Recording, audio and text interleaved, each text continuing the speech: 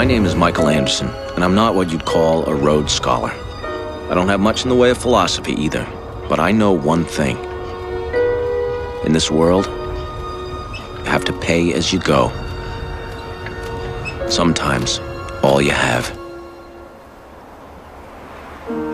That's a lesson I thought I learned 9 years ago during what folks in these parts call the storm of the century. But I was wrong. I only started learning during the big blow. I finished just last week.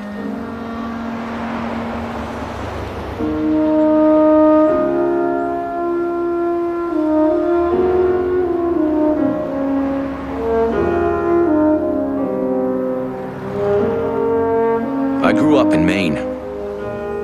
But in a way, I never really lived in Maine. I think anyone from my part of the world would say the same.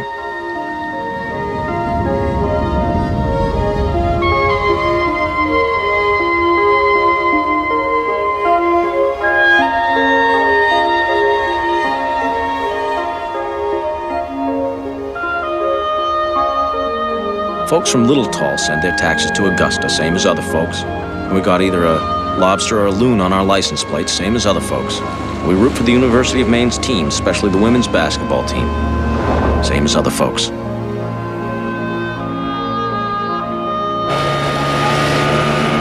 Hey, Sonny, you forgot one. One for the pot. Good luck.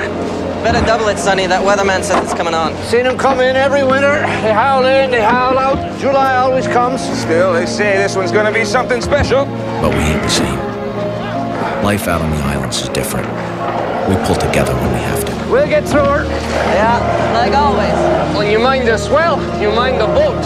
What would a Frenchman like you know? Dagger. And we can keep a secret when we have to. We kept our share back in 1989. And the people who live there keep them still. I know. I stay in touch.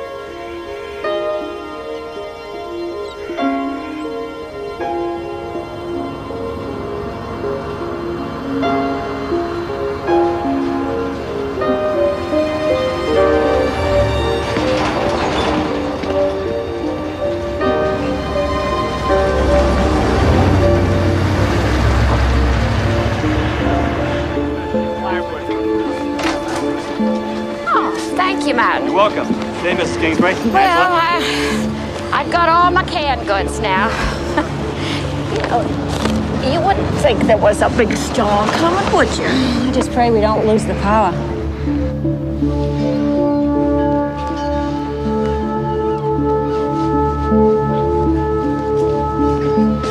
Radio says it's gonna snow a bit.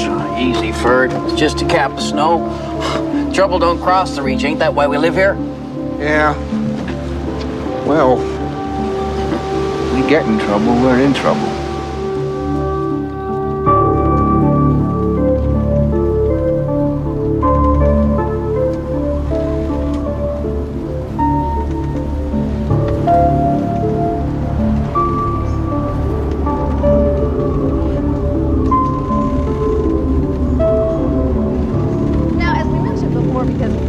Emphasize this enough. This is the storm that's caused so much misery and 15 deaths as it crossed the Great Plains in the Midwest. And you see its track before you in all its glory. Now look down here because, folks, here comes trouble. This is a very atypical storm, almost a winter hurricane. It's the sort of knuckle duster that paralyzed most of the East Coast and buried Boston back in 1976.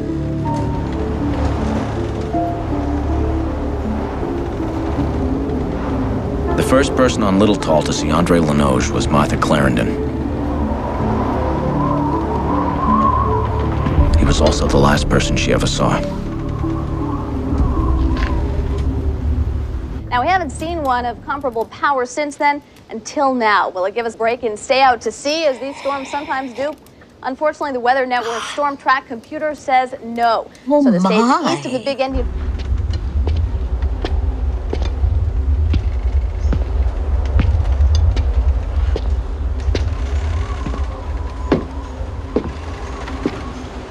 And now, northern New England, if none of this changes tonight, you are going to win the booby prize. Look at this. Now, if neither of these two systems veer, they're going to collide and merge over the state of Maine. That is bad news for our friends in Yankee land. We're talking hurricane-force winds and phenomenal amounts of snow. To this, you can add region-wide blackouts. Now, no one wants to hear dear. but folks in the New England area, 2 to 3 days, you're apt to be getting a whole winter's worth of snow. Now, we sometimes overuse the phrase storm of the century, but if these two storm tracks converge, as we now think they will, the phrase will be no exaggeration, believe me. Judd Parkin is in next to talk about storm preparations. No panic here, just practicalities. First, this. Storm expected to hit Bangor last night is not realized by early this morning. When they tell you the world's coming to an end, they want to sell you cereal. And they tell you not to panic. It's serious. Oh, hold on. I'm getting there as fast as I can. I broke my hip last summer, and I'm still as slow as cold molasses.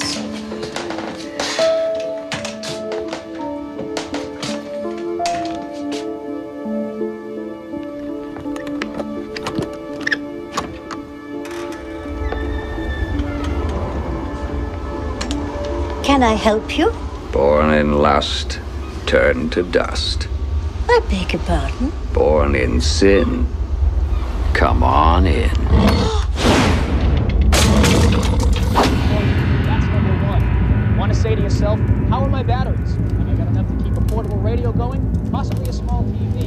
And if you have a generator, time to check your gasoline supplies, or your diesel, or your propane is before and not after. If you wait until it's too late, it'll be too late. Thanks a lot, Judd. Wisdom that our northern viewers have probably heard before, but this big, so and your local I'm a little teapot, short and stout. Here is my handle, here is my spout. When I get all steamed up, hear me shout. Just tip me over and pour me out. Witness the cataclysmic powers of Earth, or is it the punishments of God? Now, for the first time anywhere, Punishments of God's a video. 90 minutes of terror unlike anything you've ever seen before. Send cash, check, or money order for $19.95 to Punishments of God, P.O. Box 111, Bangor, Maine. Do it now, before it's too late.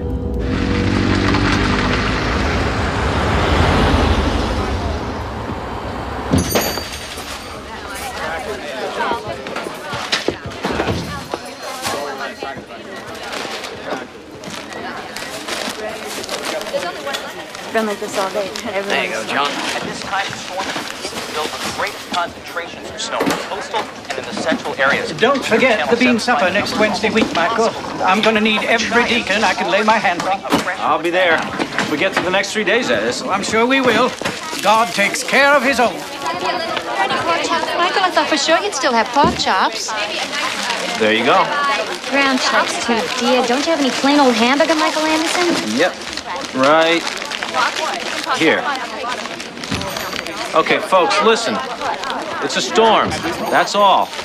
We've gotten through plenty of these before, and we'll get through plenty after. So everyone, hey, calm down. Stop acting like mainlanders. No. Oh, be smart, Michael Anderson.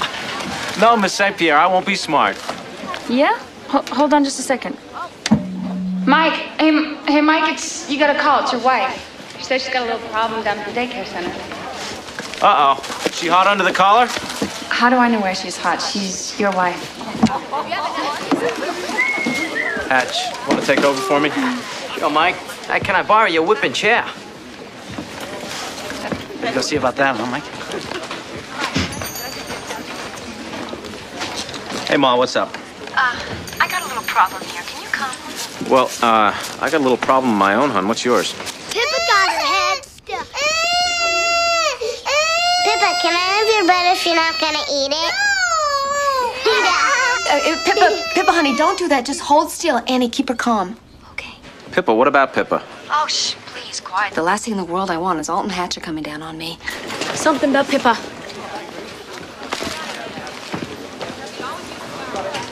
Oh, it's too late, babe. What's up? Pippa's got her head stuck in the stairs. It's not serious, I don't think, but I can't deal with a big storm and a crazed daddy all on the same day. Hatch comes, you be with them? Yeah, all right. I'll be down. What about Pippa? She's got a little stuckitis, I hear. Let's go see. But just like this when I was in the Scouts, you know? How upset does she sound, Mike? Molly, how about 0.5 on a scale from 1 to 10? Don't worry. This is gonna be one bad mother of a storm. Mike and your daddy will be here in another minute, and Mike will get you out. I'm hungry. Can I feed her, Mrs. Anderson? I fed a monkey once at the Bangor Fair. I'm not a monkey, Harry. Look, you guys, I'm a monkey. All right, you kids, stop it. Stop it right now. It's not nice. It's making Pippa sad. Dawn, you stop. It's me.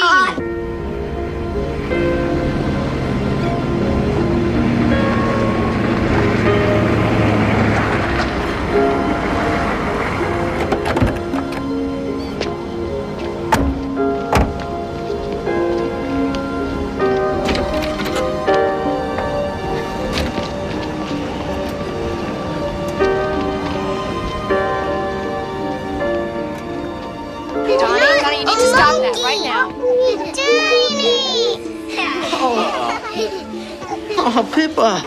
Hold still, your Yankee ears right off your head. Daddy! Oh, hey there. Pippa got her head stuck, and Dawn won't stop being a monkey. Mr. Anderson, I stopped being a monkey as soon as she said. Well, that's great, Sally. I gotta put you down, Ralphie. Hey. Ow, hey, why'd you do that? You're acting smart. I ain't afraid of you. My dad's town manager. He pays your salaries. Pushers get pushed. Donnie Beals, you remember that. It's a true fact of this sad life. Pushers get pushed. Honey, why'd you do this? Heidi St. Pierre dared me. What happened, darling? It was easy going out, but now I can't get back in. I think my head must be bigger on this side. Well, it is. But you know what I'm gonna do? I'm gonna make it smaller. You know how? No. How? I'm gonna push your smaller button. Then your head will get smaller and it'll slide out just as easy as it slid in. You understand, Pippa? Okay. I'm gonna push your button now, okay? You ready? Mm-hmm. Close your eyes. Here we go. Beep. Zoom. Okay, your head's getting smaller. Now pull it out before it gets big. There you go. Thank you. Really. No problem. I'm sorry if I called you away at a bad time. I saw her head like that when I couldn't get it to come out on my own. I just freaked. I needed a break anyway. The smaller button, huh? Everyone's got one.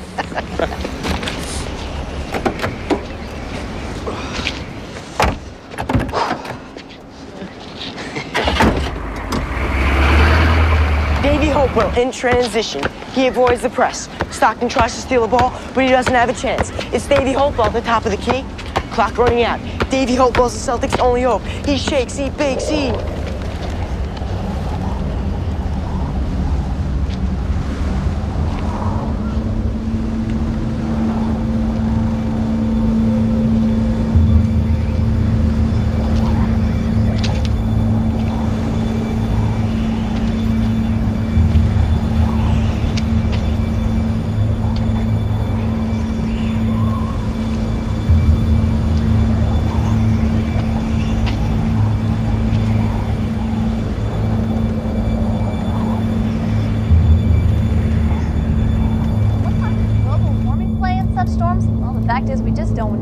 One thing we do know is that the jet stream has taken on a pattern which is very typical for this time of year, although the upper flow is even stronger than usual, helping to account for the terrific strength of this western storm. Back for after this. Folks, come on down to Belfast Hardware this weekend for our annual blowout spectacular.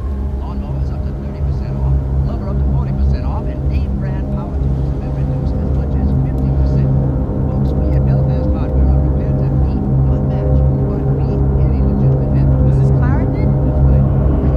Are you okay?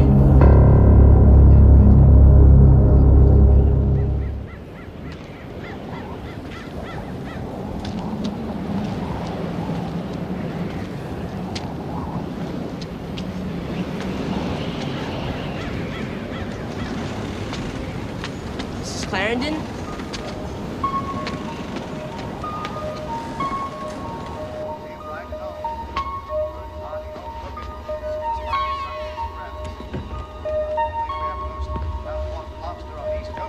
Mrs. Clarendon?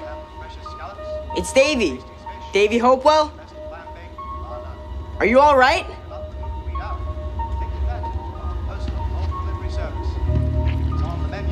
Hello? Anybody here? To your door in under 1 hour. Don't forget, our New England clam bake special for up to 50 people. We bring the party to you.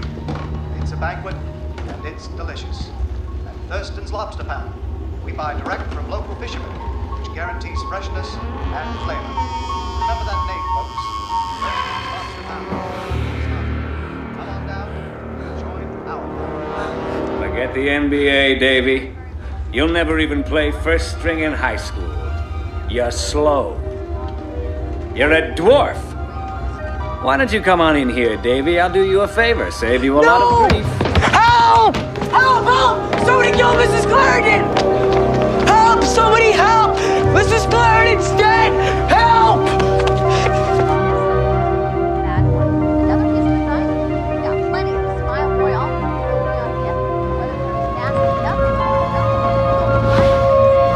He shoots. He scores. Help! Please!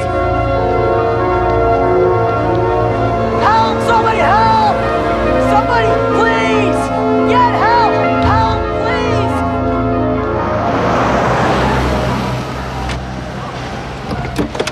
please! David Hopewell. What are you doing, running down the middle of the road, making a spectacle of yourself? Someone killed Mrs. Clarendon. That's nonsense. What are you talking about? There's blood everywhere, and one of her eyes is out. Baby, just calm down. It's on her cheek. Mrs. Kingsbury, you look after him. Give him a hot tea, or better yet, give him some whiskey if you have any.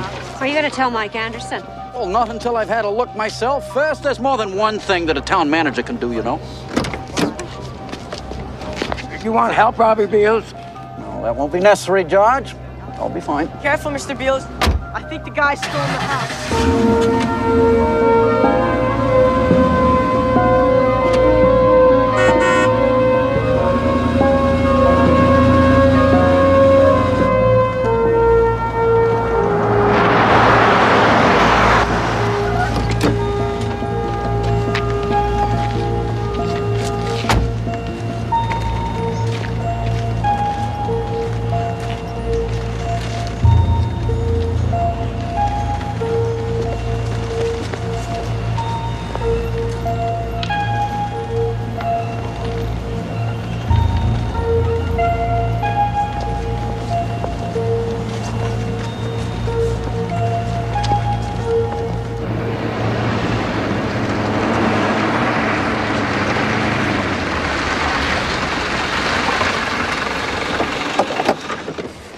Want to come in? No, I'm fine. Hey, boss. Thanks for seeing after my little girl. My pleasure.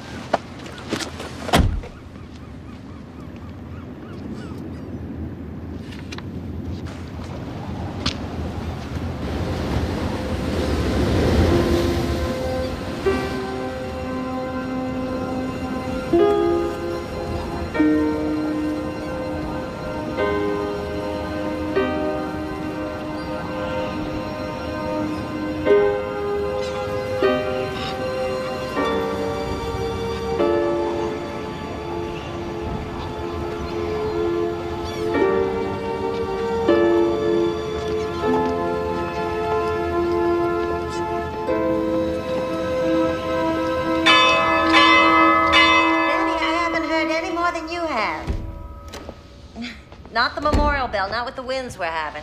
It'll be the siren comes to that.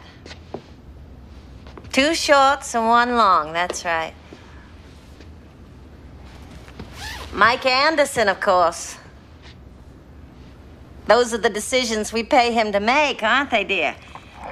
All right, yeah, I'll say hello to Peter for you. Thanks for calling, Betty.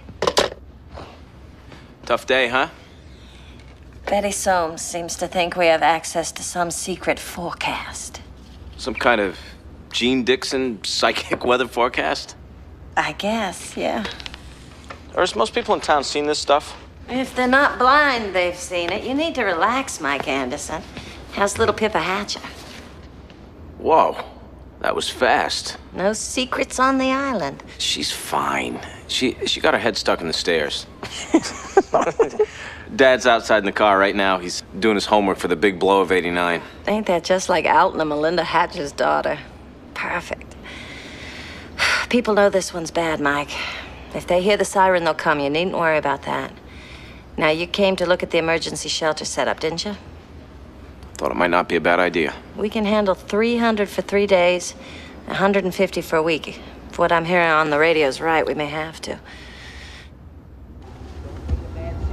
When life hands you a bag of lemons, we can help you make lemonade. Stick it to them before they can stick it to you. Anybody here? If you've been injured in an accident, you may have thousands, even tens of thousands of dollars waiting for you. So don't wait. Call now. Pick up the phone and dial 1-800-1-STICKER. That's 1-800-1-STICKER. Get what's coming. Oh my God. Haven't you been through it?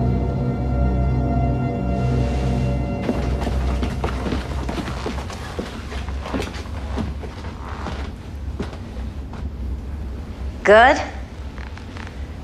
You know it is. How's the supply closet? Full, just like you wanted. Concentrates mostly. Pour the water over the powder and then gag it down. But nobody'll starve. Did you do all this yourself? Me and Pete's sister Tavia. Be discreet, you said. Don't panic anyone. Yeah, that's what I said. So, how many people know we're stocked for World War III?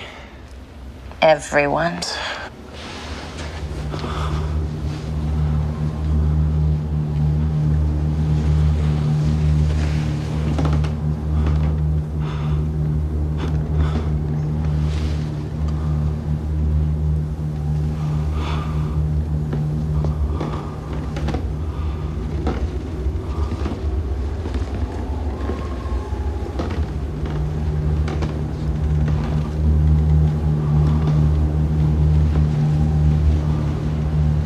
Who are you? Born in sin? Come on in. You were with a whore in Boston when your mother died in Machias. Ma was in that crappy old nursing home they tore down last fall, the one where they found the rats in the pantry, right?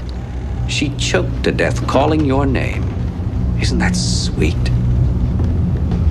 That's all right, Robbie.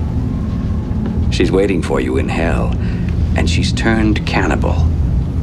When you get there, she's going to eat you alive, over and over and over again.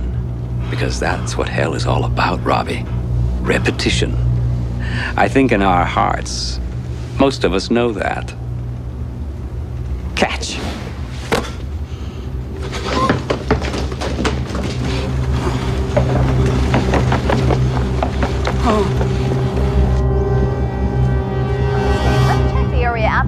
Severely affected by the oncoming storm.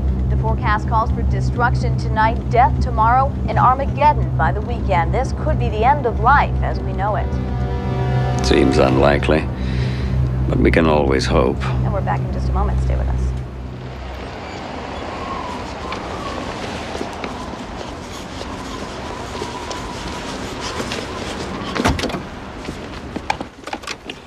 This is Robbie Beals for Constable Anderson. Come back.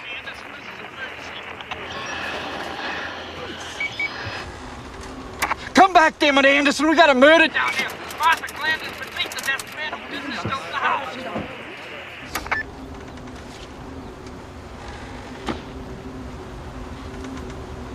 Come back, Anderson. Can you hear me?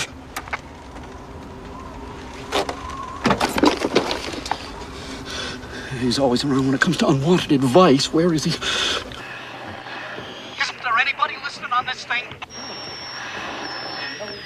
Anderson! Robbie, this is Tess Marchett. I don't want you. I want Anderson. I can't do his job, mine as well. He had an emergency at home. Alton went with him. What do you mean emergency at home? We got an emergency right here. We got an old woman murdered. We got a lunatic in Martha Glandon's living room. What's he talking about? Who's murdered? Martha, he says. Robbie, I'm here. Just a minute. You folks, back off now. Give me a little privacy. You give me $6,000 a year to be constable. Let me do the job you pay me for. Where are you, Robbie? Come back. Where am I? I'm at Martha Clarendon's house. Where do you think I am? I'm keeping the man inside at bay. Now you get your ass down here.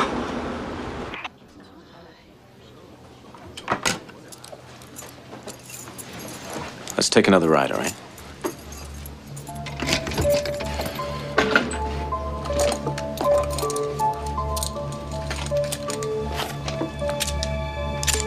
You and Kat mind the store.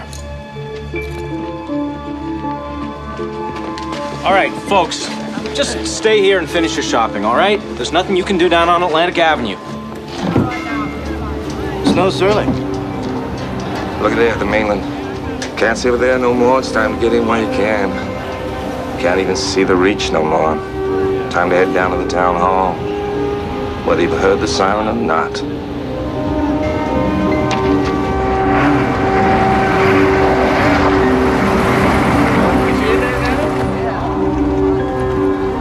Want the shotgun?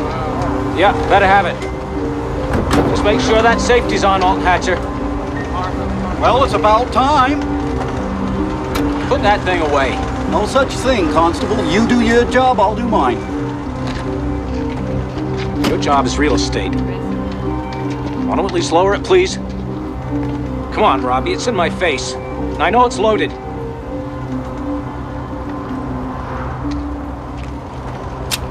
All right, now what happened? Well, I was driving over to the town office as I saw Davy Hopewell just running down the middle of the street screaming that Martha Clarendon's dead and that somebody killed her. So I came on down here and it's true. Jeez. Awful. The one that did it's still inside? He spoke to me. What'd he say? He told me to get out. He said, you get out or I'll kill you too. I don't know. This isn't the time for an interrogation. What do you look like? I barely got a look at him. All right, Hatch. You stay on my left, keep the barrel of that scattergun pointed toward the ground. Leave that safety on till I tell you to take it off. And you stay exactly where you are, please. You're the constable. I'd be careful if I was you. You know, even if there is a guy, he's probably gone out back by now, don't you think? She ain't got but a 5-foot garden fence.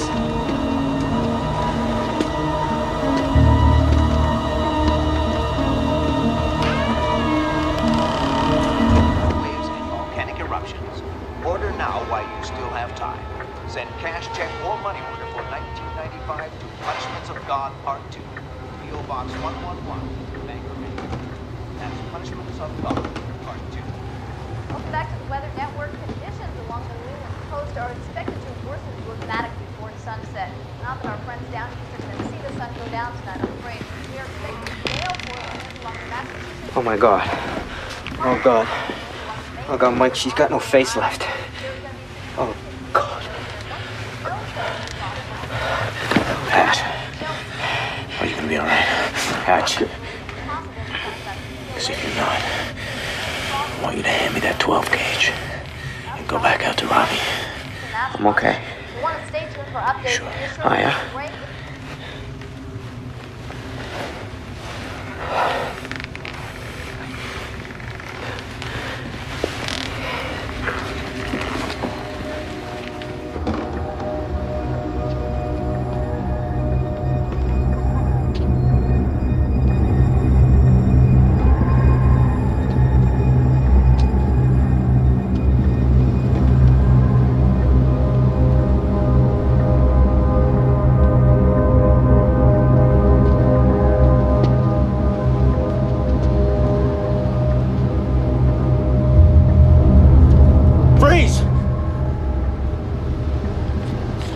Raise your hands. Up over the chair. I want to see him clear as day. You got 2 guns pointed at you. One of them's a scatter.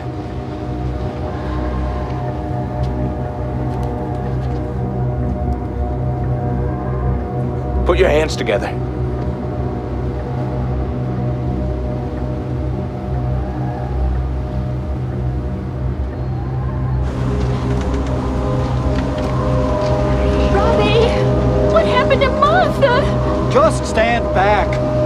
is under control.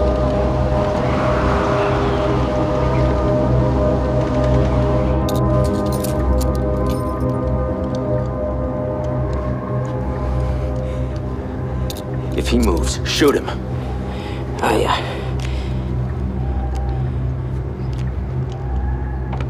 If he shoots, he'll get us both. That thing's still loaded with buckshot. Also, he's still got the safety on.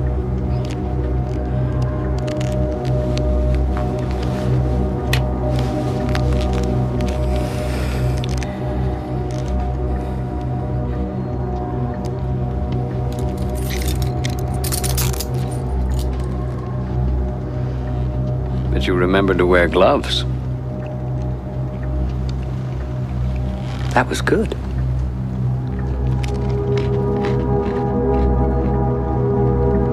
On your feet.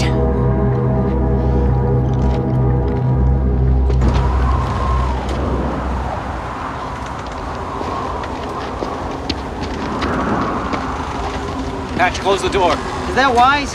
I mean, this being a crime scene and all, you think we should leave things the way they are? Leave the door open. The crime scene's gonna be under 6 feet of fresh powder. Now close the door. Hold on.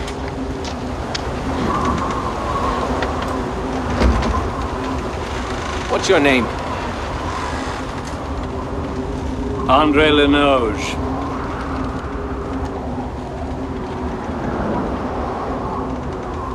All right, let's go.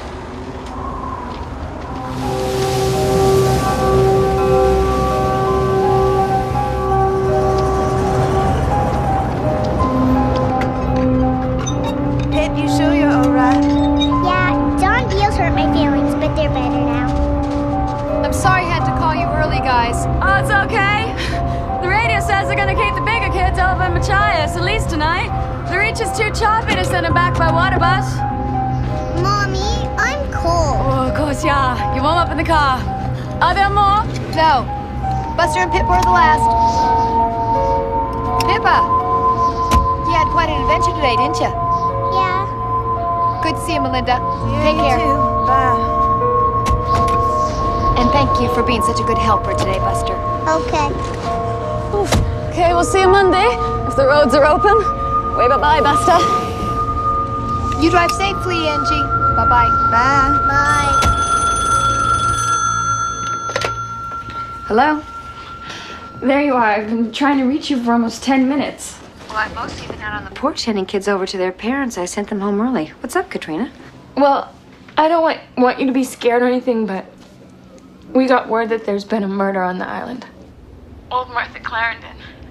Mike and Hatch just went over there. Wait, are you sure? Well, I'm not really sure about anything right now. You know, this place has been a madhouse all day. They just went over there, and Mike wanted me to call you just to let you know that everything's under control. Is it? Yeah, probably. Anyway, he wanted me to call you before anyone else did. So if you see Melinda Hatcher... She just left here with Angie Carver. They're carpooling. You can reach them at home in 15 minutes or so, but you better make that 20. Look, there's no chance this is, I don't know, some kind of a joke or a prank? No. Robbie Beals called it in. He doesn't exactly do humor, you know.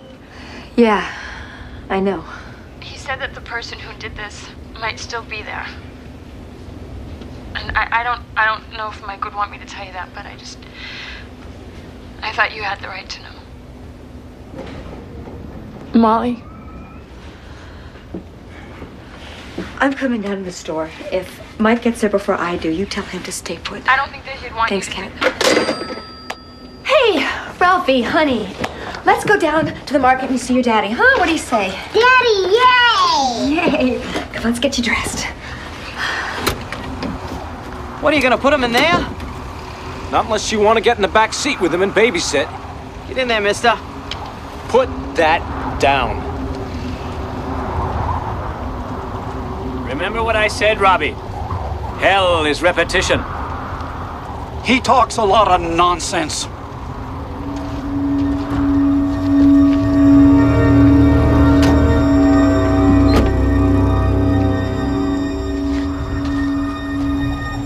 I think he's crazy. How do you know your name? You tell him? I don't know, but I do know that no sane person would want to hurt Martha Clarendon. All right, I'll come over to the store with you and help you clear this up. We're gonna have to get in touch with the state police. Robbie, I know this goes against your grain, but you're gonna have to let me handle this. I am the town manager here, in case you forgot. I've got responsibility. Yeah, so do I. And they're clearly divided in the town charter. Right now, Ursula needs you a lot more over at the town hall than I need you at the constables. Come on, Hatch. Listen here, you're getting a little big for your britches.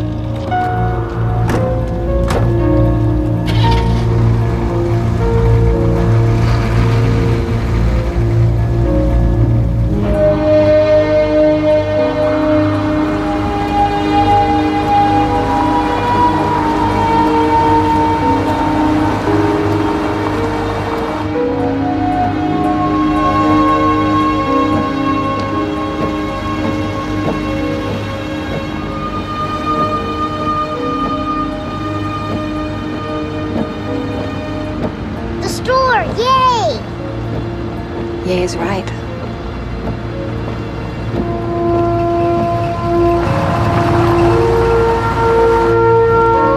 Mommy, are you feeling all right? I'm fine, honey.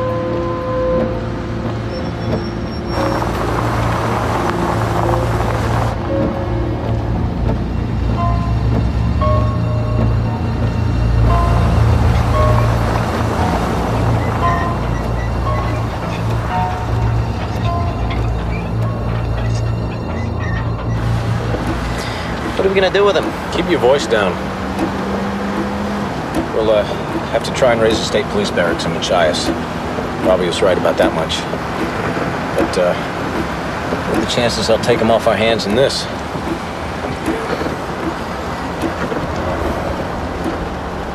Hatch, when we were in the hall, I heard the TV on, did you? At first, yeah, the weather. Then the guy must have... It was busted. Busted all the hell and gone. He didn't do it while we were in the hallway either. You bust a TV picture tube, it makes a sound like poof. You know, we would have heard it. Must have been the radio.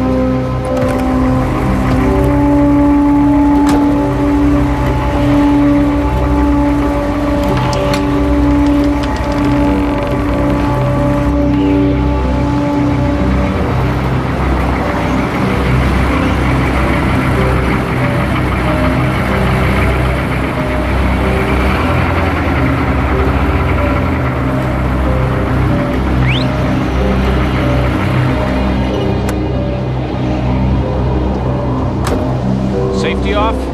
Yeah. You're up top.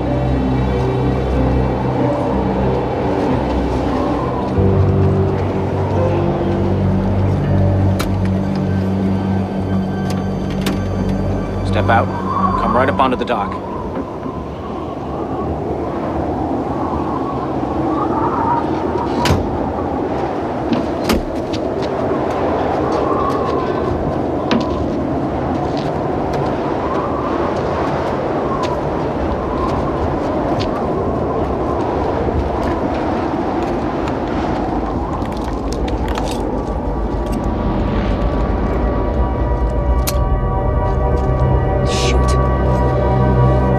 Off. Must be the cold.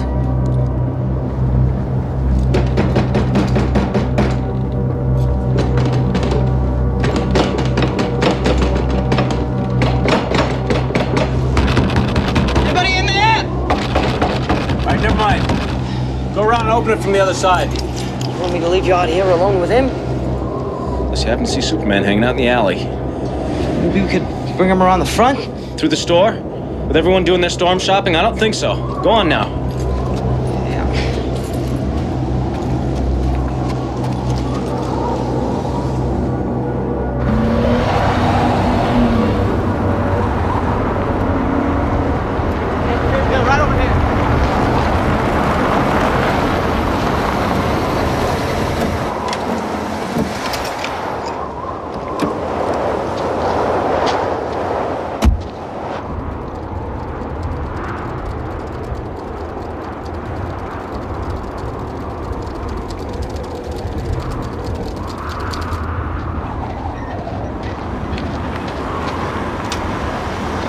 What happened, Beals? Is Martha really dead? She's dead, all right.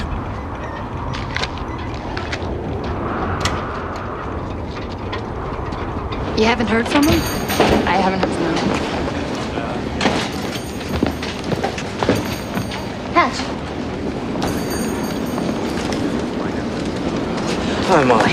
Where's Mike? Is he all right? He's fine. He's out back with the prisoner. I just have to let him in. Is he a local? I never saw him before in my life. What are they doing out back? What's going on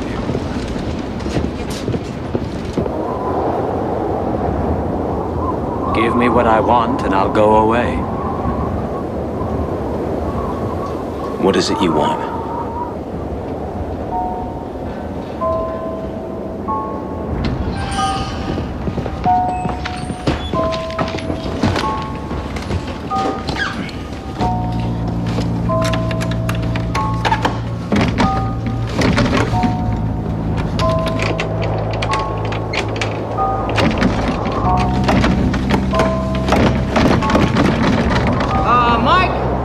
It's freezing out here.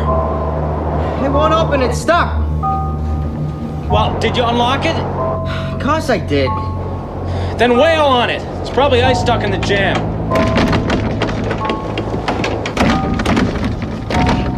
Yeah, let me.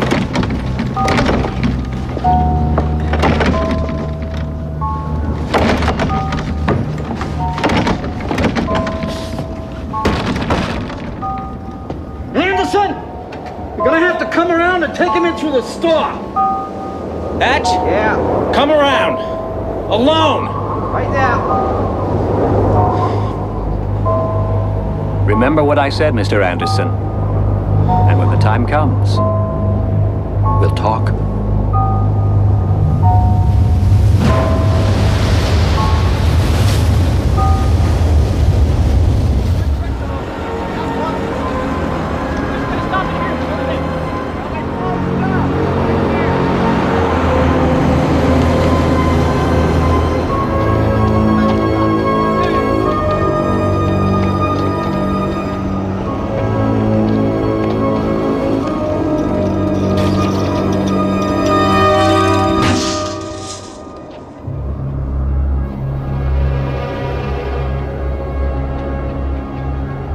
Go on.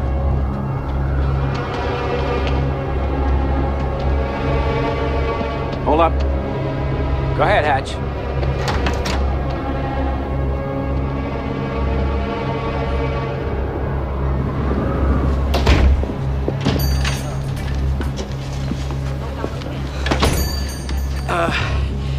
Mike wants you folks to move back on both sides. No one in aisle 2.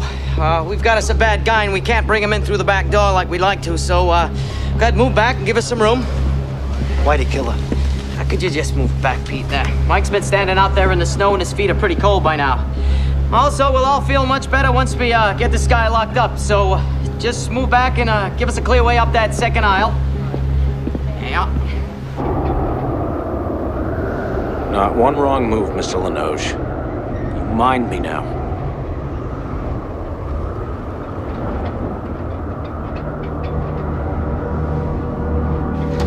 Mike?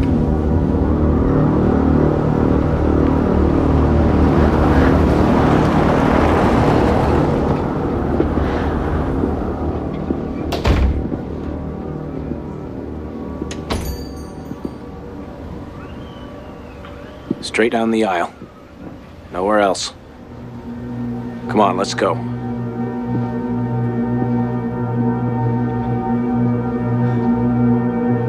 Peter Godso, my favorite seafood wholesaler standing shoulder to shoulder with my favorite politician. How's the fish business? Not so good, is it? Lucky you've got the marijuana business to fall back on. How many bales have you got wrapped up in the warehouse right now? 10? 20? 40? Better be sure you got it wrapped up good, Pete. There's gonna be a hell of a storm surge tonight when the tide comes high. Come on, move! Cat Withers. You're looking well. And why not? It's just an in-office procedure these days, nothing to it. I don't suppose you've told your folks about it yet, or Billy. Move. I'll move you. My advice would be go ahead. What's a little scrape between friends these days? Ralphie?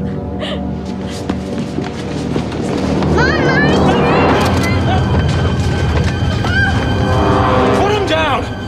Or? I know you.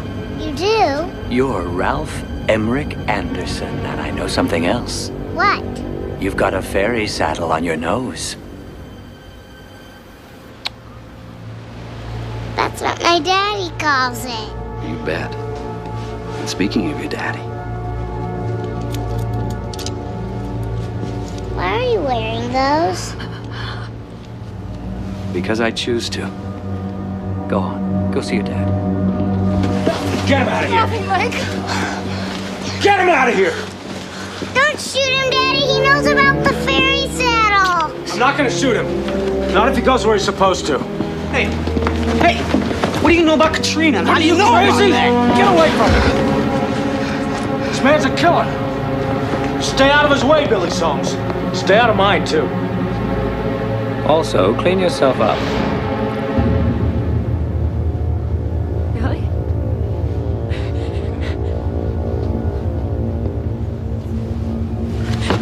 Leave me alone. Before he gets too self-righteous, Katrina, ask him how well he knows Jenna Freeman. what do you know about my sister? That horses aren't all she enjoys riding when the weather's hot. Right, Billy? Keep away from this man, all of you.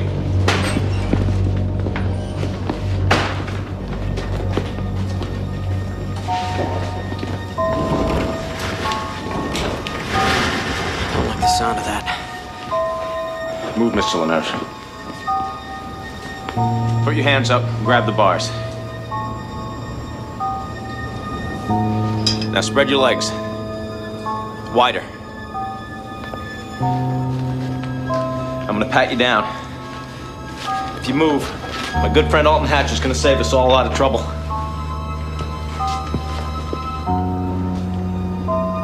Don't even twitch, Mr. Lenoche. You put your filthy hands on my son. So don't you so much as twitch.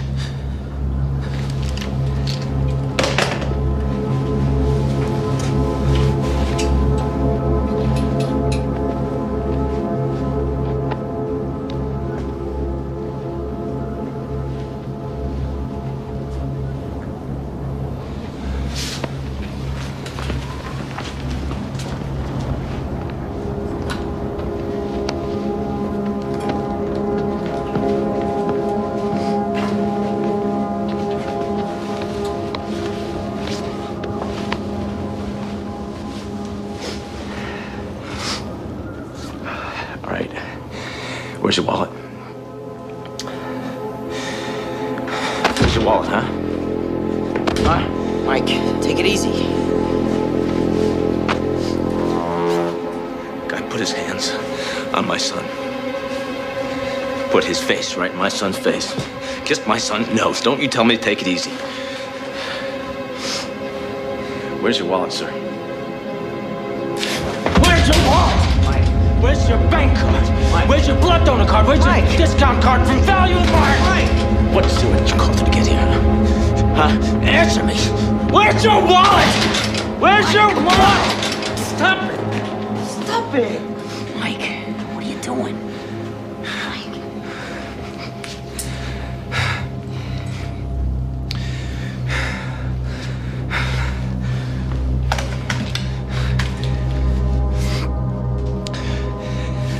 Take your boots off. I'll have to let go of the bars to do that. They lace up.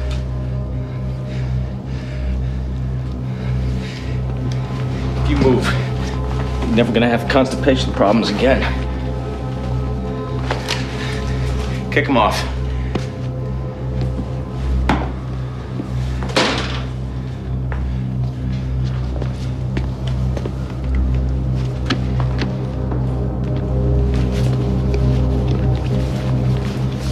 Nothing. Put him up by the desk.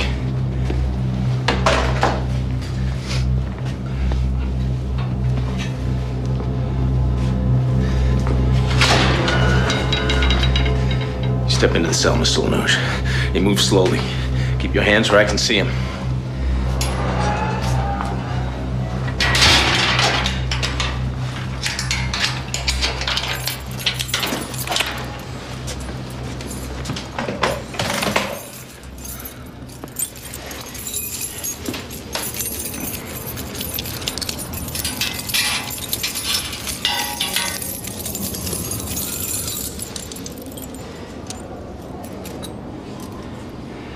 You don't think it'll hold you?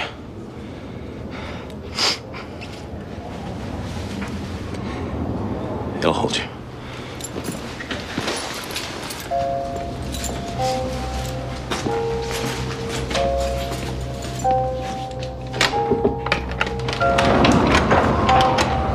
I swear, Mike, it wouldn't budge.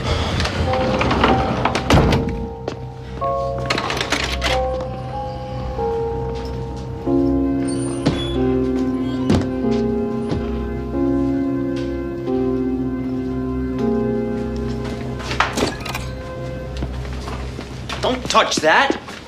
Did you check to see if he has any identification on him? I want you out of here. I want to tell you something, Anderson. Your sense of humor is entirely not I don't funny. have the time or patience for this. Now you get out or I'll throw you out. Come town meeting, we're maybe going to have a change in law enforcement on Little Tall. Well, town meeting's in March. This is February. Now get the hell out!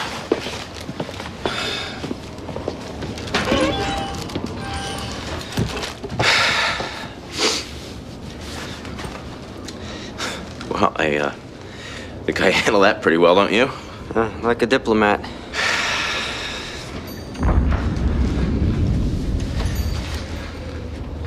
All right.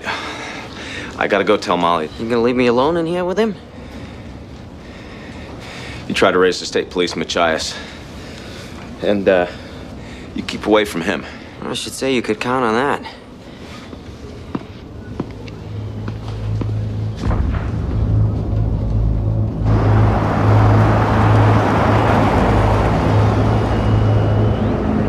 Come back. Are you there? Do you read me, Machias? We've lost contact with the mainland.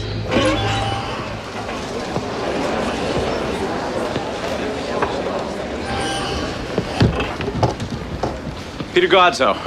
Peter. Mike?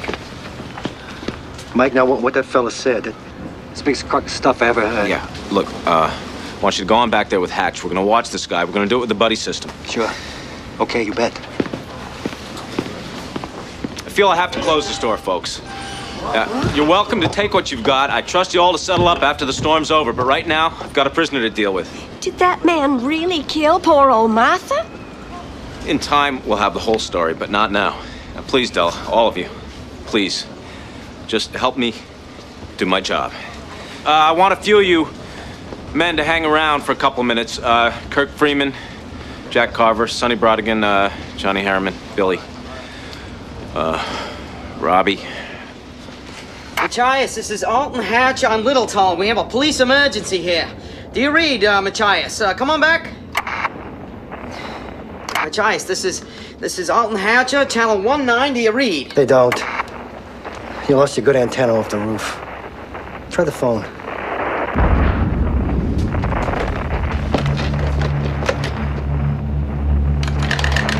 We better take the truck. We won't get 300 yards in the car. Never seen it come down so hard and fast. Hey, Billy, would you give Molly a hand with the car seat? Sure. I'll take the Island Services truck and get somebody to give me a lift when I get things squared away. Now, gotta go back to Martha's. Just long enough to get it secure. Be careful. No? It was a long shot.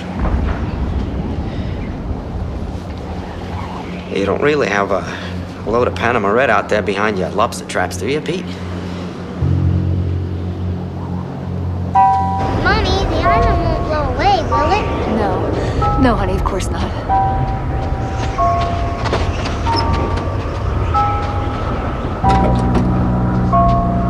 Come on, honey. Mike was right. You'd never make it in your car. Drive safe, Molly. Thanks, Billy.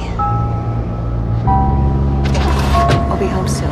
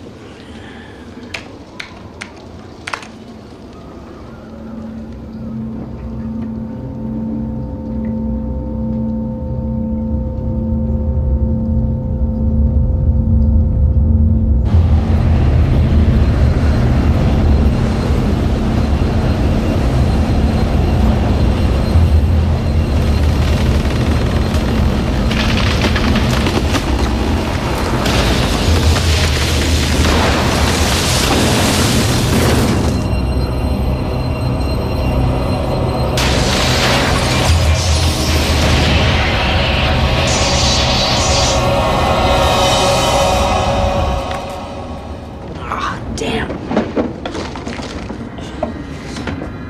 Hey, look at him. What? What?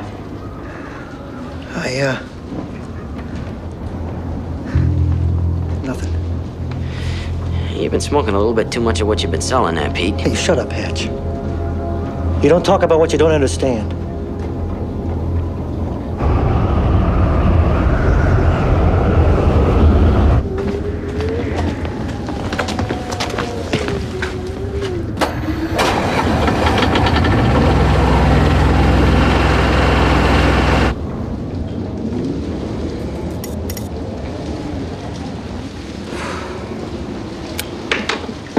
Hey, Pete,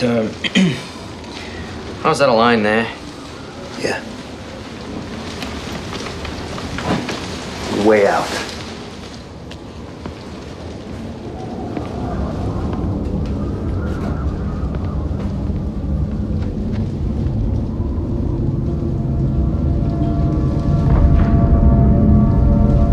What are you looking at?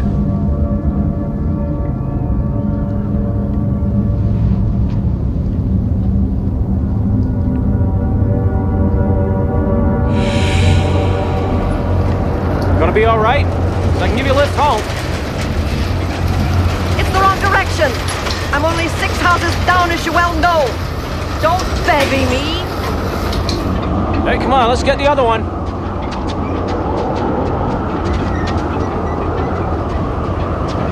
Mike, you have any idea why he came here? Why he'd want to kill Martha? Nope. Why don't you go on home, Tess? I'll lock up.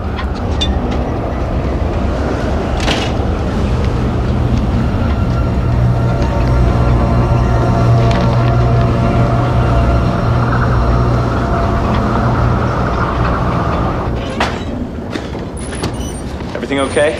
Reasonably okay. I couldn't raise the state police in Machias. Couldn't raise anybody. Well, that doesn't really surprise me.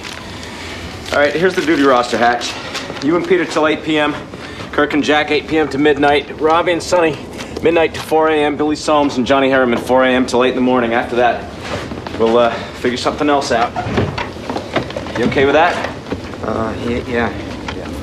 All right, now, stay alert. Both of you.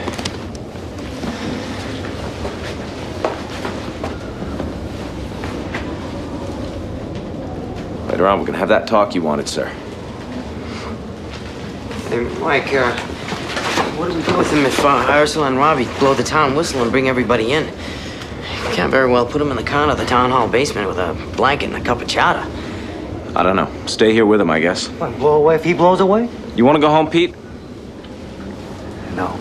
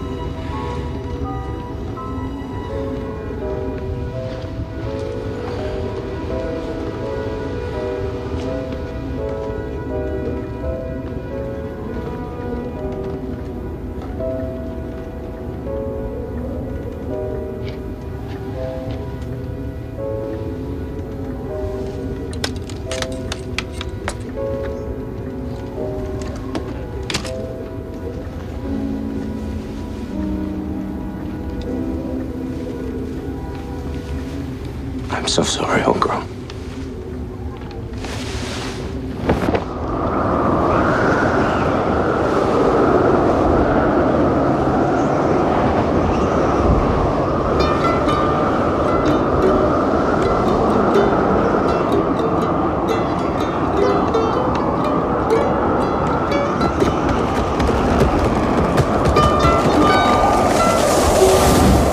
What was that? Tree. Robishaw's backyard from the sound. Hope it didn't hit their porch. Jack, do you have to go back to the store today? Oh, yeah? Daddy's gonna guard the bad guy. Make sure he doesn't get away in a plane. That's right, big guy. It's a bad situation, hon. Everybody's got to do their part. Besides, I'll be with Kirk. It's the buddy system. If you hear the whistle, you just take Buster and go. I'll go before then if you get nervous. Just bundle up, take the snowmobile. Are you sure? Oh, yeah. Fact is, the earlier you go, the better choice of beds you and Buster are apt to have. People are headed that ways already. They've seen the lights. Now, you be here or there when my watch is over. It don't matter. I'll find you.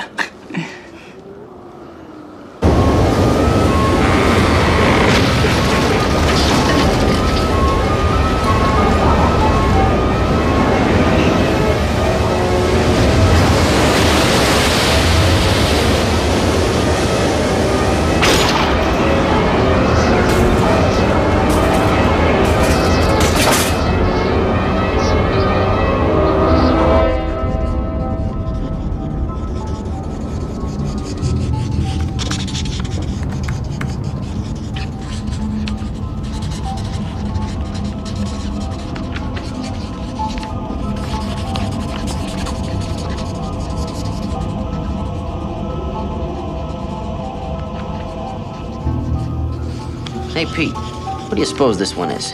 Yodeler's Perch. 3 letters.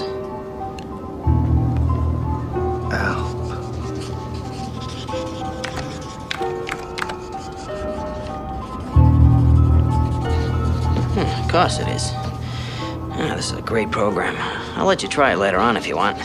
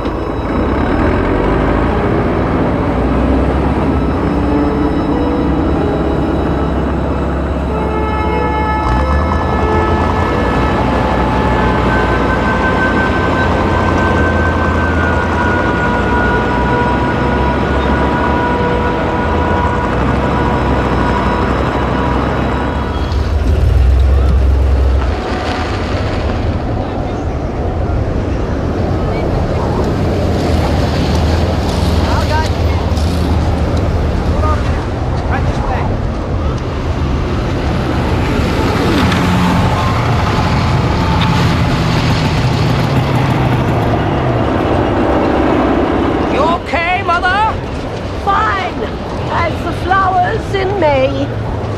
What about you, Joe? I'll make it. Okay, Tess. It's getting pretty bad up there. I'm sure she probably had. Have you got her prescriptions with you? Sign in, everyone.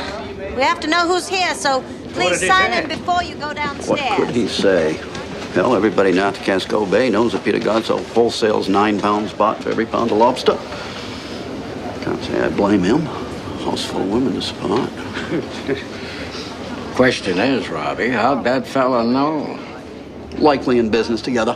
Why would a fella want to kill a harmless old lady like Martha Clarendon unless he's high on drugs? You tell me that, Judge Kirby. That doesn't explain how he could know that Cat Withers was up in Derry for an abortion. Are there any more blankets?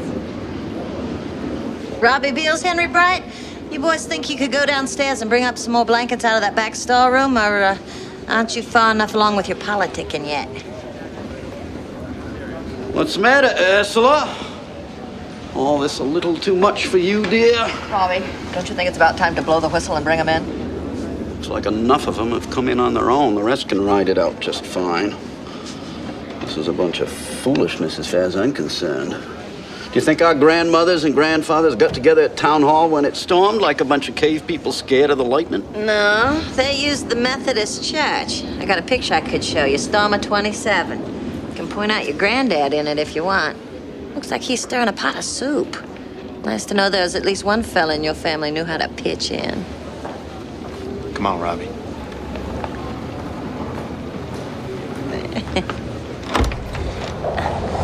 Sign in before you go downstairs, folks.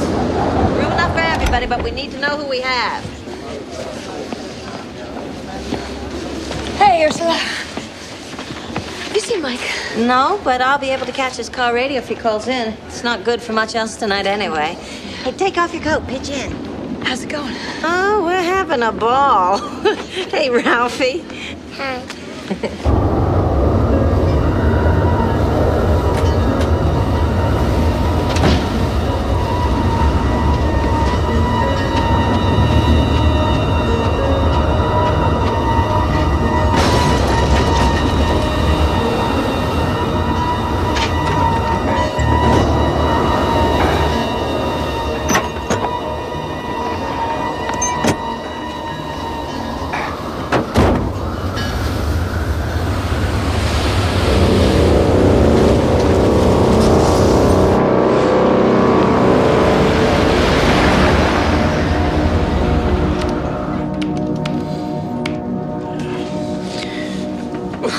Gotta use the can.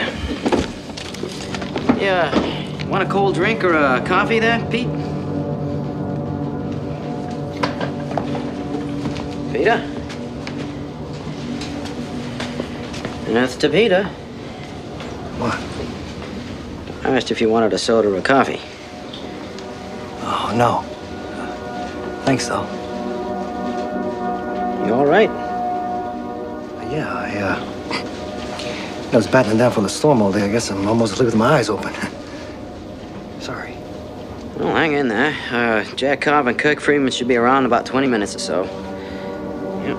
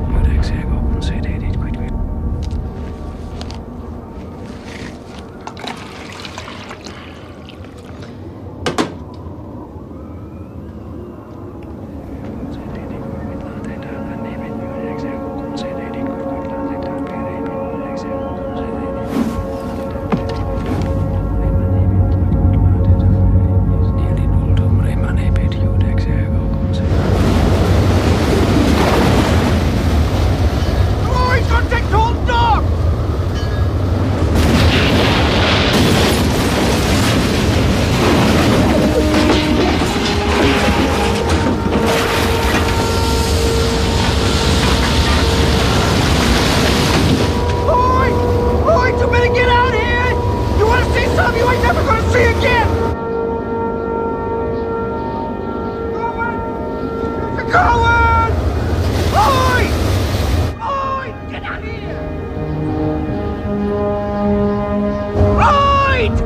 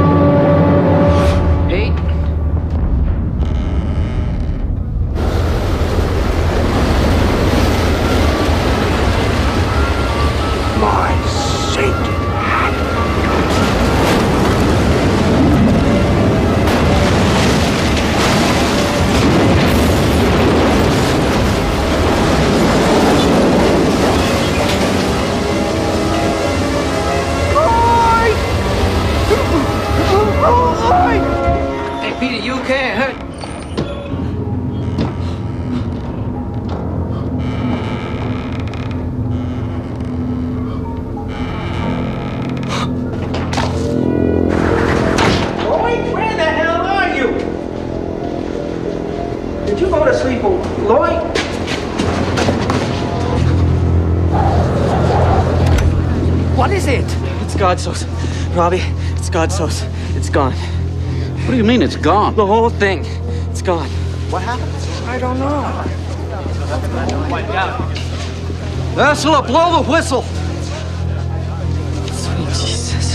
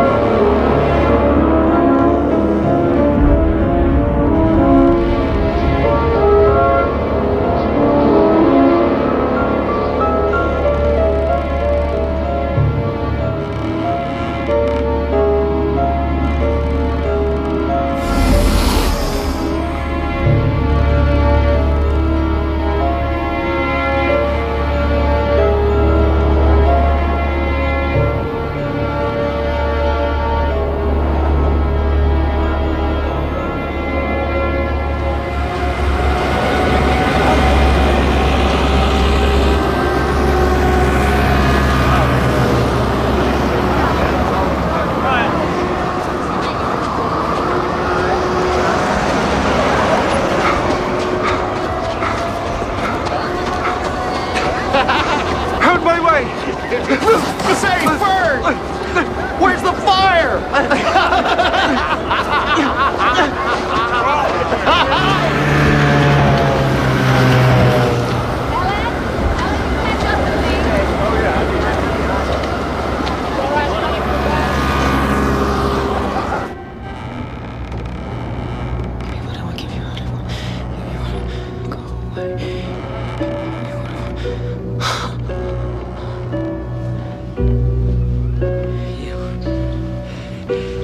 What are you looking at?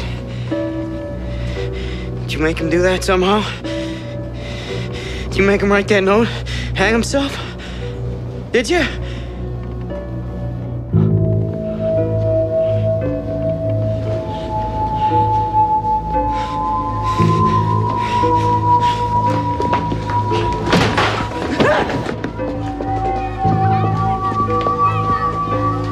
Evening sessions now? It's sort of fun. when they all finally fall asleep, I intend to track down the nearest alcoholic beverage and make it disappear. Just went out to use the can, and to get myself a fresh cup of coffee. It was fine back then. Oh God. Hey, he was looking at him like a snake looking at a bird. What did you do to him?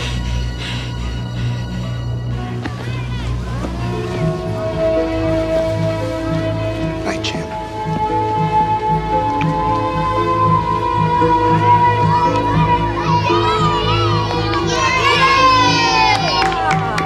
Very good, Pippa. Do you want to see? Hey, look, you guys! I want to be next. Is it your turn, Donnie? All right.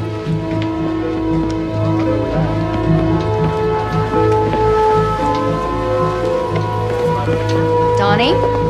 Want one of these? Yeah. Lloyd Wishman's dead! He's dead! Mike, where's Mike Anderson? Lloyd killed himself. He chopped his face right in two with an axe. God, it's awful. There's blood everywhere. Where's Mike? Hatch, help me get him down. I don't know if I can do that. Hatch, you can. Let me out and I'll help you, Michael Anderson. Okay.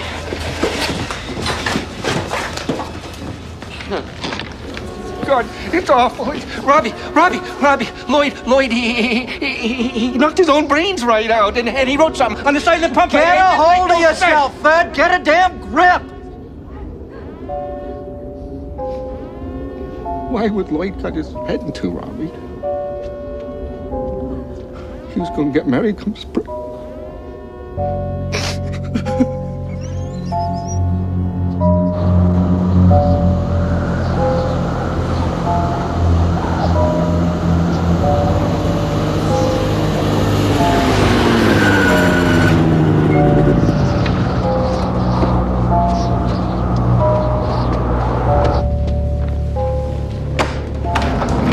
Right on time, by God.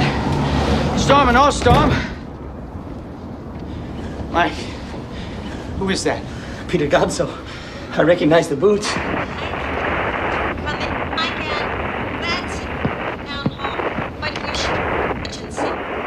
Ursula, say again. Say again, please, and go slow. The antenna snapped off. I can barely pick you up. Now, what's your emergency? Over.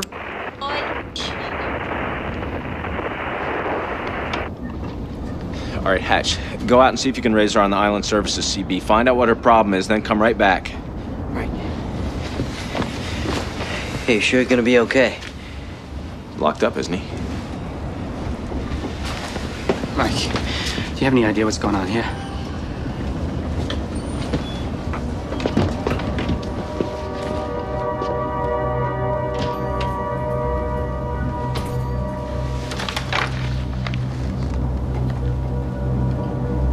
What in God's name is happening?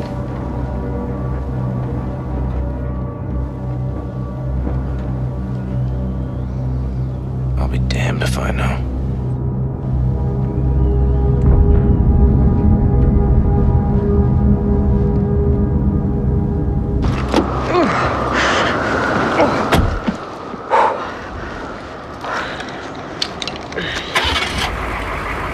Mike, are you there?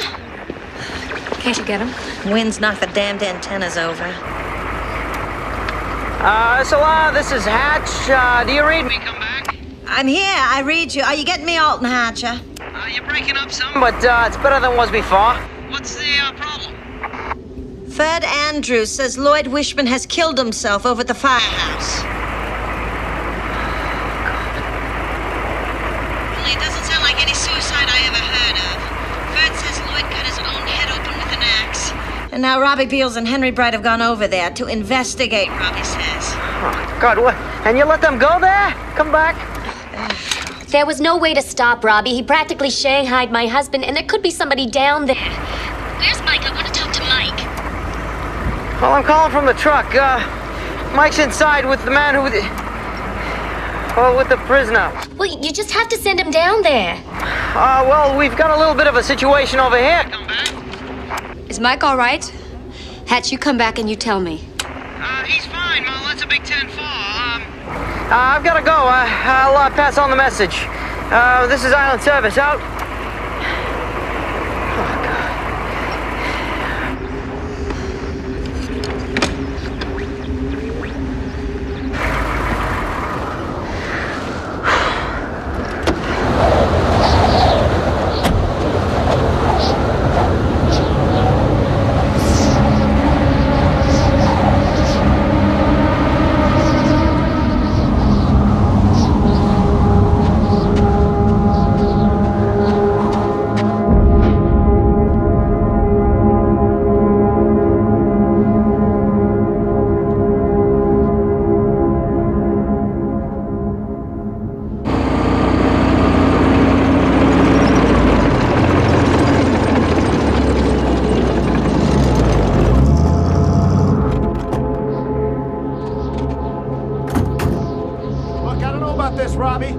You want to wait for Anderson on a night like this? Somebody's got to take charge, and we happen to be the ones on the scene now. Come on.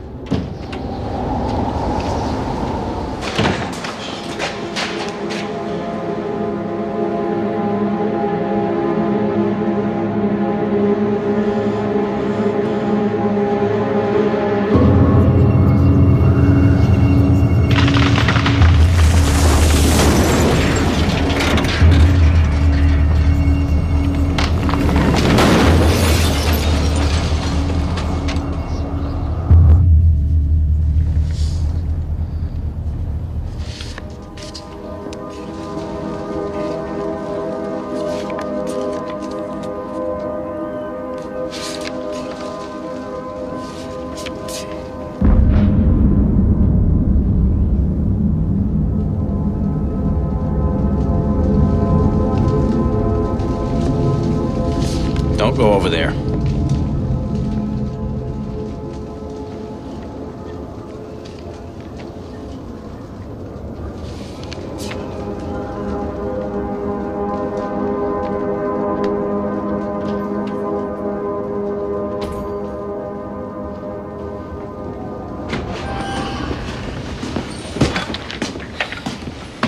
Ursula said Lloyd Wishman's dead over at the firehouse. Dead? What about Ferd? Ferd's the one who found him. Said it was suicide. I think Ursula is afraid it might be murder. Mike, Robbie Beals took Henry Bright over there to investigate, I guess. Road's still passable, what do you think? On a four-wheel drive, yeah. Probably till midnight after that. All right, take Kirk, go on over to the fire station. Keep your eyes open, be careful. Find Robbie and Henry. Lock the place up and bring them back here. Yeah. We can keep an eye on our new pal while you do that, can't we, Jack? I don't know if that's such a good idea. Yeah, well, maybe not, but right now it's the only idea. Sorry, but that's the way it is. Okay.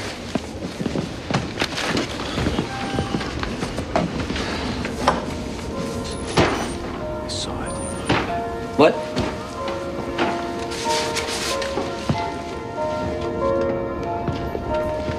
I thought you said to stay away.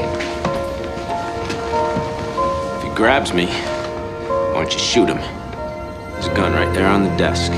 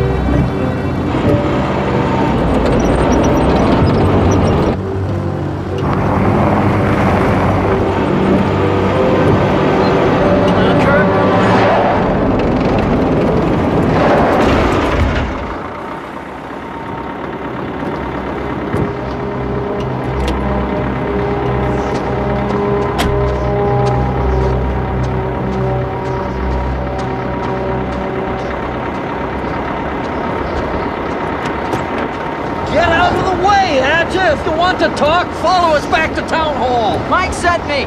He wants you down at the constable's.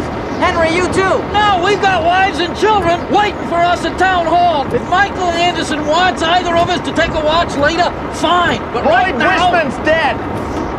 And there's something written on the side of one of the fire trucks. If it's a suicide note, it's the weirdest one I ever heard of. Come on, let's get going. There's no place for discussion. I agree. Let's have our discussion at the town hall, where we don't have to scream our heads off. Peter Godso's dead. Peter Godso? Yeah, hung himself. He also left a weird suicide note.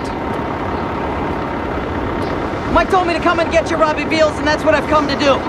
Now you come on back and follow us to the Star. I don't want to hear any more sass about it. Peter Godso, my God in heaven, why? I don't know, but Ursula doesn't know anything about it. We haven't been able to get through. Now I can't make you pitch in and help if you don't want to. But I can make sure when this is over that people know that you were asked and you said no. I'll go, Hatch. Thanks, Henry. All right, let's go if we're going. Did you lock up? Of course I did. What do you think I am, a damn fool?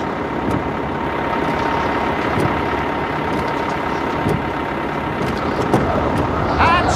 Ah! Can you raise the town hall to CB? Tell Carl and Sandy we're okay? I'll try it again.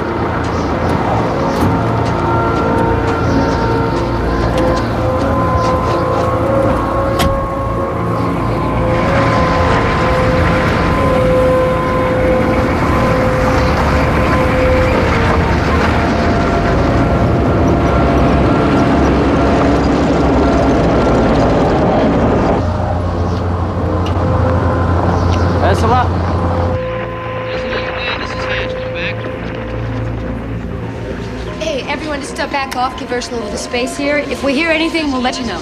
Move back. Go on, move back. You don't have anything else to do. Go on downstairs and watch the storm on the Weather Network. You're weak, but I've got you, Hatch. Talk slow and loud. Come back on. Robbie and Henry are fine. Just thought you might want to know that. Come back. Is Lloyd Wishman really dead, Hatch?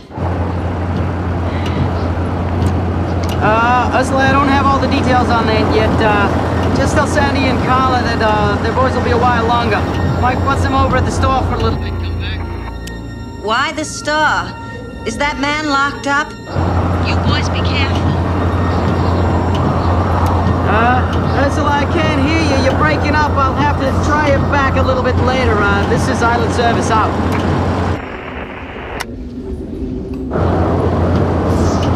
Oh, I don't know what to tell her.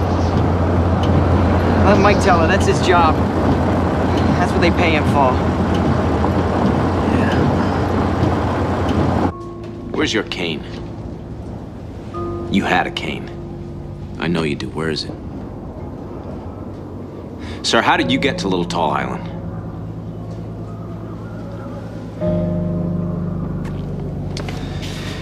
Give me what I want, and I'll go away.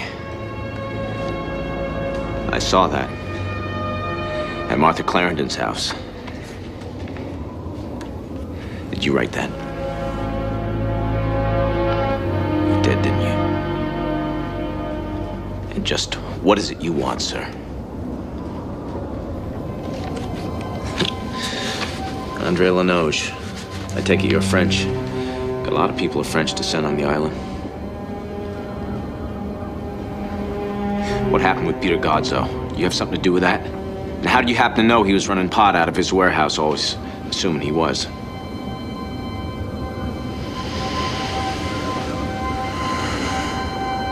I know a lot, Constable. I know, for instance, that when you were at the University of Maine and in danger of losing your scholarship over a D in chemistry during your sophomore year, you cheated on the midterm exam. Not even your wife knows that, does she? I don't know where you get your information, but you are dead wrong on that one. I'm sure that over the years you've convinced yourself that's the truth, but right now, we both know better. You ought to tell Ralphie sometime. It would make a nice bedtime story, I think. How Daddy got through college. You never cheated on an exam in college, did you, Jack? Never went to college. Nobody bothers you for pulling D's in high school. They still put you in jail for assault, though, if you get caught. You were lucky last year. You and Lucien Fournier and Alex Haber. Lucky boys. Shut up. That fella just rubbed you guys the wrong way, didn't he? Had kind of a lisp, and that blonde hair, curly like a girl's hair, not to mention the way he walked. Still, 3 against 1. Pool cues. Well, hardly sporting. I'm warning you, mister. The kid lost an eye. How about that, huh? You can go and see for yourself. He lives in Lewiston. He wears a paisley eye patch his sister made him. He lies awake at night and listens to the cars on Lisbon Street and the live bands from the bottle clubs and prays to St. Andrew to bring back the sight in his left eye. Still, he had that swishy way of walking and that lisp.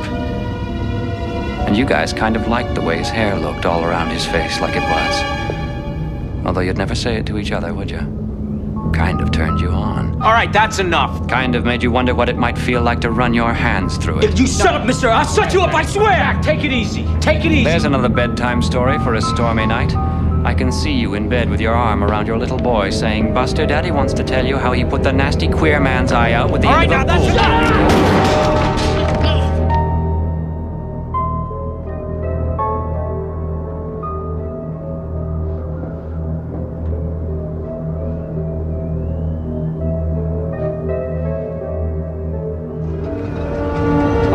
Are you all right?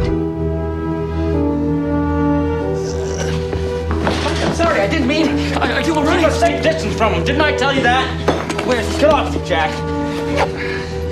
Is it bad? Barely clipped the skin. It's lucky. 6 inches to the left, I'm dead. He's laughing.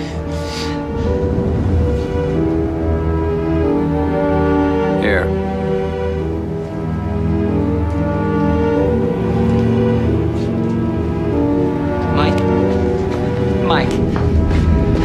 Mike, no.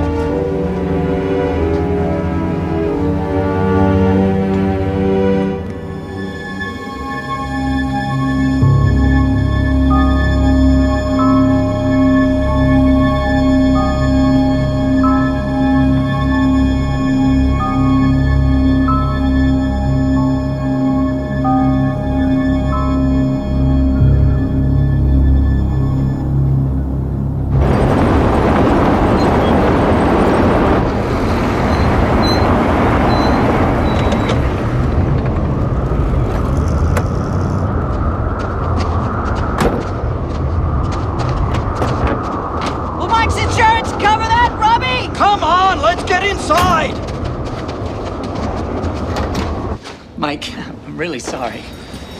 That's Hatch. Mike, about what that guy said. It's all right. We dragged him over, Mike. All right. What's going on here? Robbie, I wish I knew.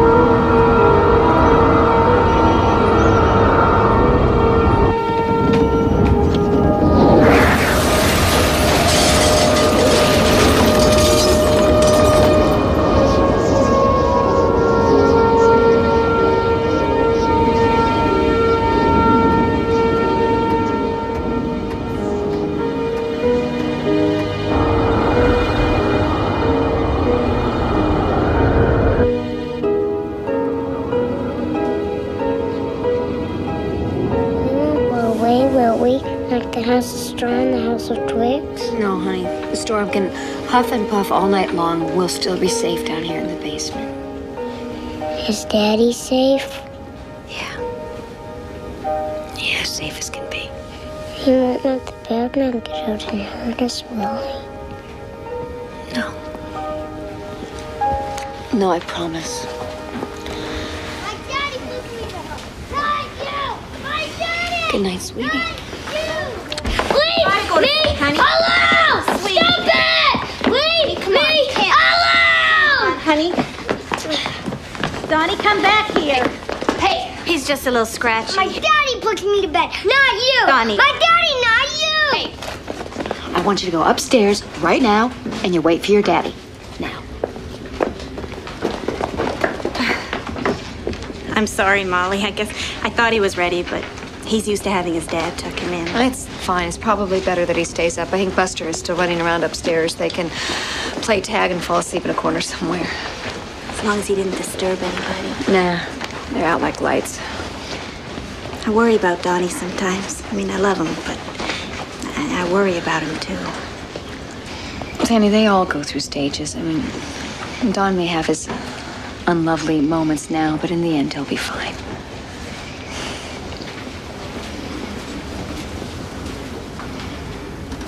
I'm gonna leave Robbie in the spring. I'm gonna take Donnie and go back to my folks on Deer Isle. I didn't think I made up my mind for sure, but I guess I have. Oh, Sandy.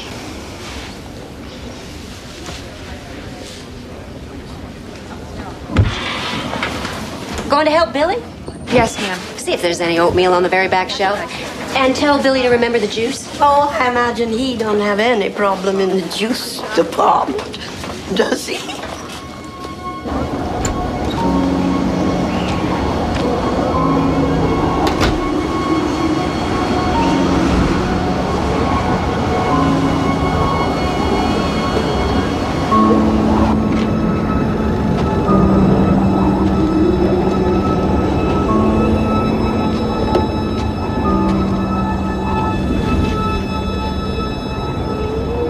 Billy, can I talk to you? Yeah, I guess. Why not? Billy, I just... Is it true what he said? Let's talk about that.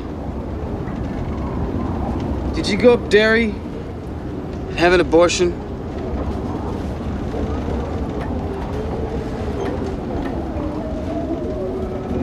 I guess that's all the talk we need, isn't it?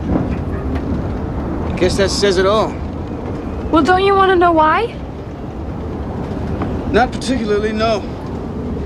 It was our baby and now it's dead, I guess. Really, that's all I need to know. All right, so you asked me one. Now, I'll ask you one. What about Jenna Freeman? What about Jenna Freeman? Why do you ask about something that you already know the answer to, Kat?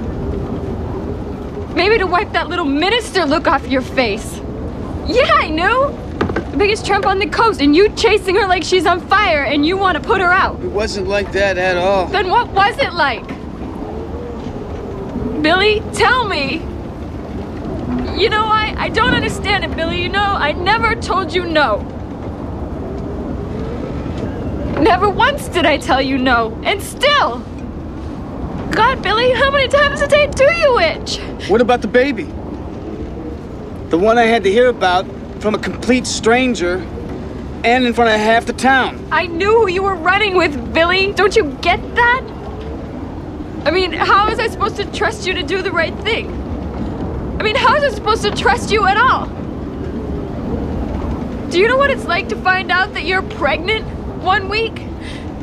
And that your boyfriend is spending his afternoons with the town pump the next? Hey, that baby was half mine. And you decided to go up to Derry, and you murdered it, and it was half mine, Kat. Yeah, sure. Now that it's gone, it's half yours.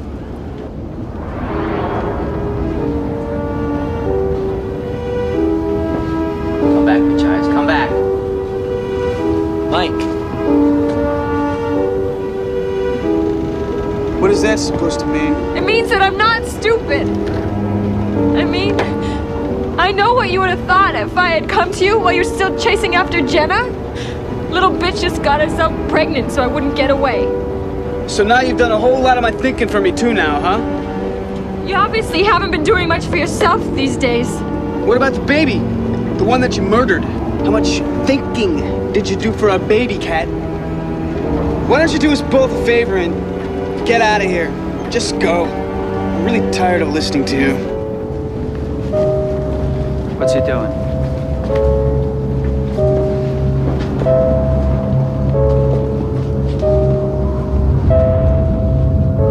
Oh, you know what? Dear God,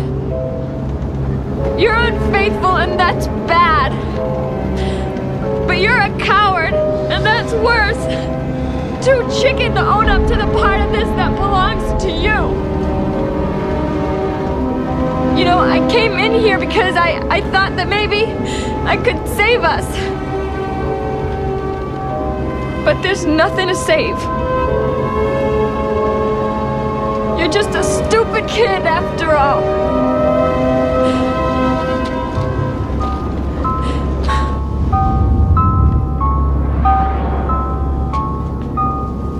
What are you doing, sir? You mind telling me?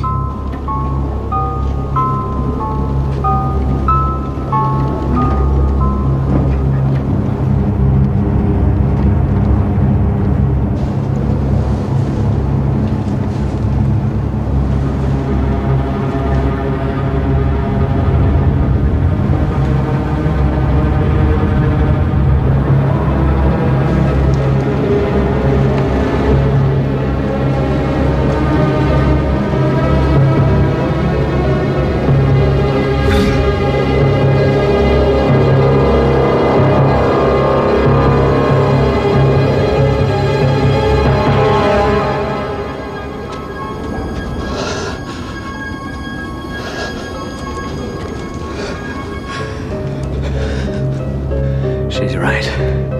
You are a coward. What the hell are you doing? Shut up! By the step. By the step. By the back step.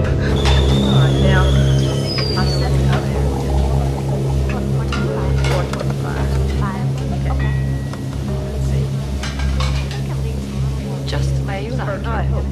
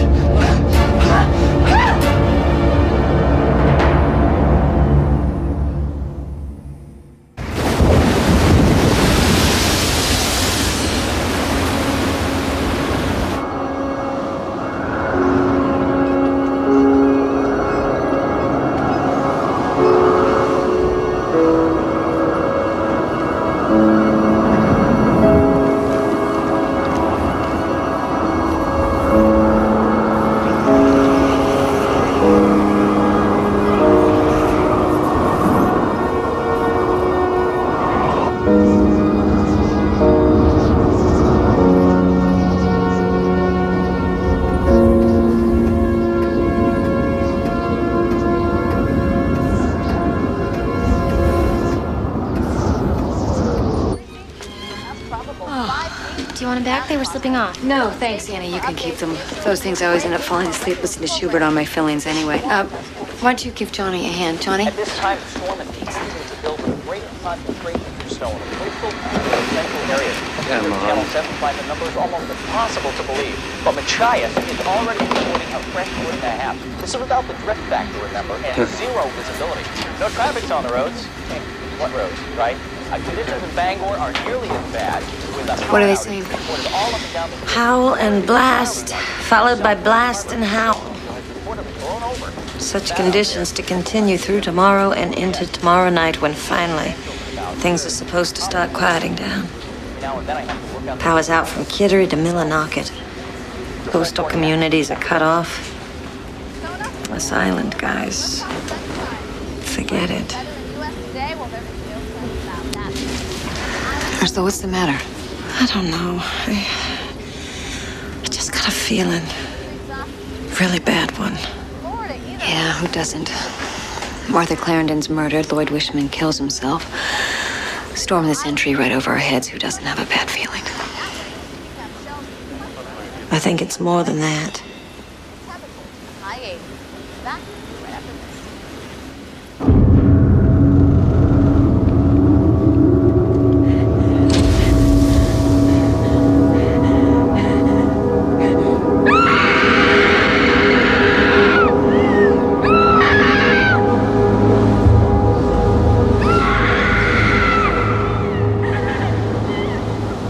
Did you hear something? Just the wind. It sounded like a scream. That's what the wind sounds like tonight, dear. Kat didn't come back, did she? No, not this way. I imagine they had things to discuss, Joanna.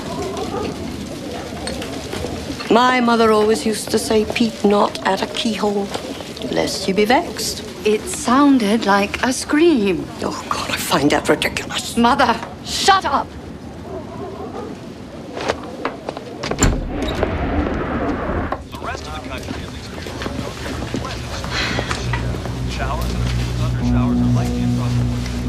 When I get these feelings, I trust them. Over the years, I've learned to trust them. Molly, I think something's happened to Peter. Why has someone come back from the store? Has Mike... Nobody's come in from that end of town since 8 o'clock. But Mike's all right. There's nothing psychic about that part of it. I picked up a couple of broken transmissions on the radio. Once it was Hatch, and once I'm pretty sure it was Mike. Saying what? Talking to who? With the antennas blown down, it's impossible to tell. Base unit to base unit, it's just voices. I imagine they're still trying to raise the status of Machias. So you haven't heard from Peter, so you can't know. No, but somehow I do. I know it. There's a state of snow emergency in central and coastal Maine. Molly, if I can get Lucian Fournier to stop fiddling with that TV and take me down to the constables on a snow machine, can you mind things here? Unless the roof falls in, all it amounts to is saying that everything is fine and breakfast is at 7. We still need folks on the serving crew and to clean up after. The work's mostly done for tonight, thank God. People have already started going to bed. Okay. All right, just do me a favor. Give a message to Mike. Tell him to set a guard. There are plenty of men who have nothing to do tonight. Have him set a guard and get back here. Tell him his wife wants to see him. I'll give him that message. I will. All right.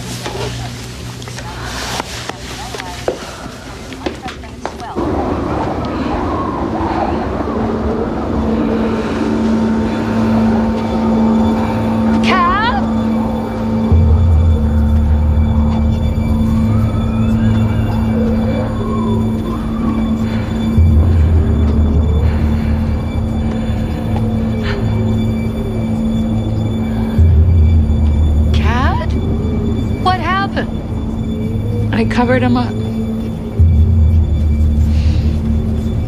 He wouldn't want people to see him like this, so I covered him up. You all right there, Molly Anderson? Fine. This is going to be one to tell your grandchildren about. Already is. Earlier, our worst fears were realized with the convergence of these two major storm fronts. I covered him up because I loved him. I think it was the cane with the wolf's head that made me do it. I wouldn't touch it if I were you. I loved him, and now look. I went and killed him. I'm a little teapot, short and stout. Here is my handle. Here is my spout. Oh my God. Don't you dump me in the snowbank, Lucian! upon ya. No, ma'am.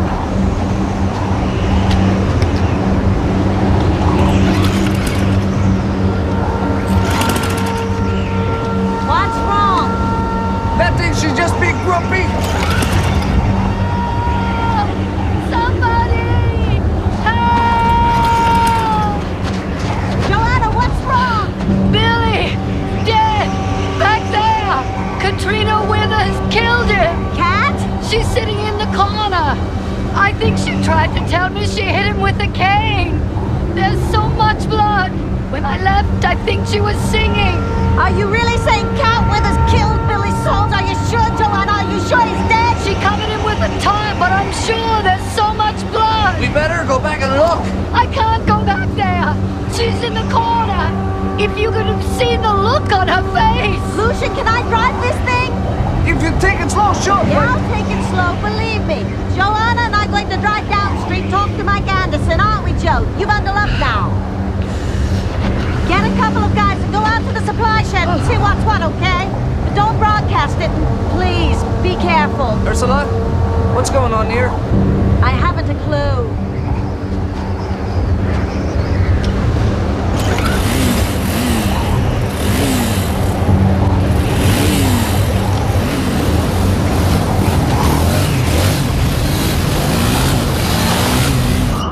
Never seen anyone throw a fit like that in my life. No ID of any kind?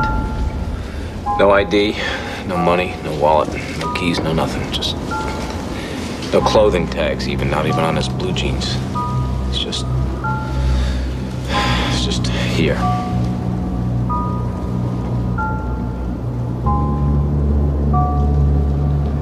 And that's not all. Did he say anything to you? Robbie, when you went to Martha's house, did he say anything that he had no business knowing about? Robbie.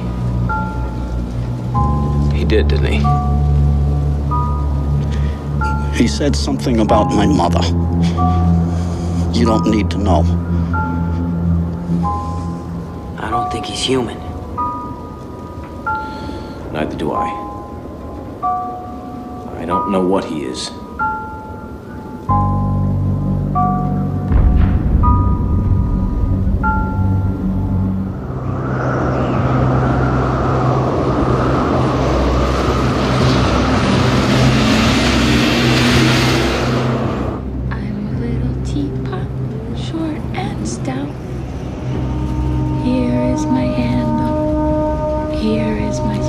Come on and help me get her inside. Get all steamed up.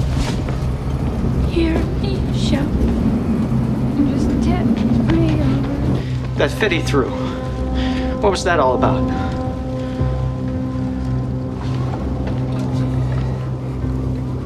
Did he have a cane when you saw him? Oh, yes, sir. It had a silver wolf's head on the top, and it was covered in blood. I got the idea that's what he used to... Where's your cane, sir? Where is it now? What is it you want? Hey, somebody's pulling up. Okay. We didn't take him from Martha's, did we? He let himself be taken. Maybe he wanted to be taken. We could kill him. Nobody would have to know. Highland business is Highland business. Always has been, always will be. Dolores Claiborne, whatever she did with her husband during the eclipse, Peter Godso and his marijuana. We'd know. I'm just saying we could. Oh, don't tell me that idea hasn't gone through your mind, Michael Anderson.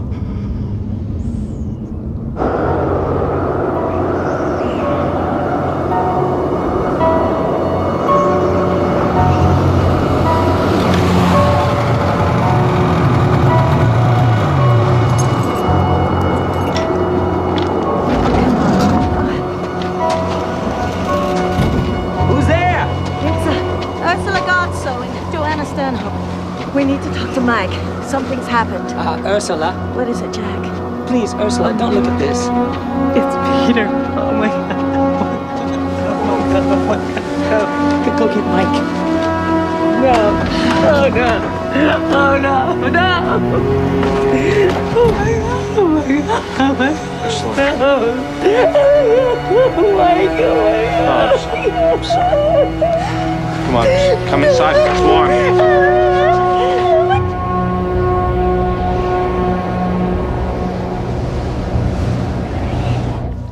I don't know as you're supposed to do that, Mrs. Hatcher. That's evidence of something. Katrina, have a little broth. It'll warm you up. No, to spike that with rat poison, Mrs. Kingsbury. That'll warm up all right. Captain Bell, you shut up your ignorant mouth. If you're treating her like she saved his damn life instead of sneaking up behind him and bashing his brains in. All right, everybody, out of here. This is not a sideshow. Now listen, Mrs. Anderson. Come on. Look, you've known her all her life.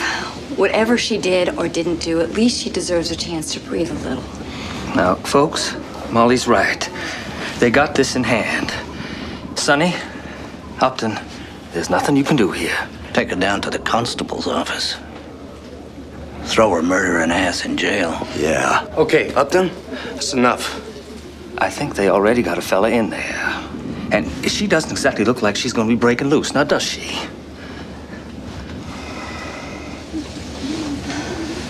Yeah, well.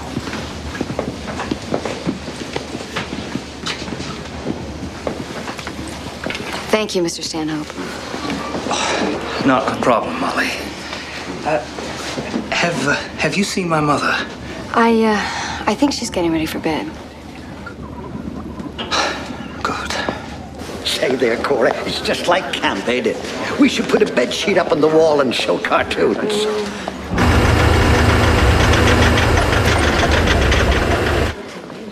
Oh, relax, Cora. It's only the Jenny clearing her throat. There you are, you see, as bright as you could ever want it. Really? Cora, as friendly as ever.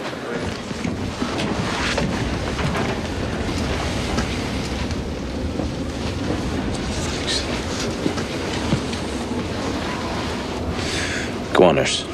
It'll warm you up. I don't think I'll ever be warm again.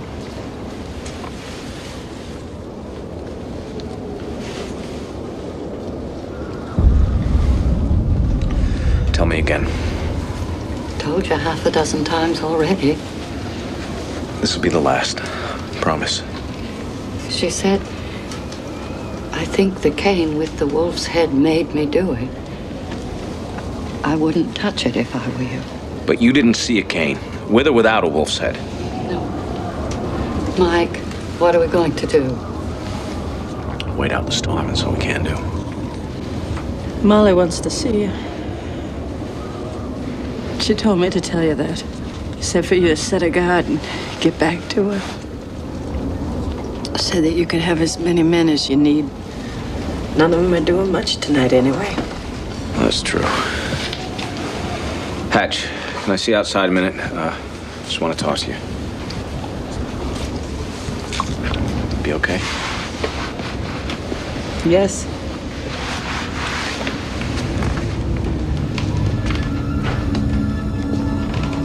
What are you looking at? I'm a little teapot, short and stout. I'm a little teapot, short and stout. Here is my handle. Here is my spout. When I get all steamed up, then I shout, tip me over and pour me out. I'm a little teapot, short and stout.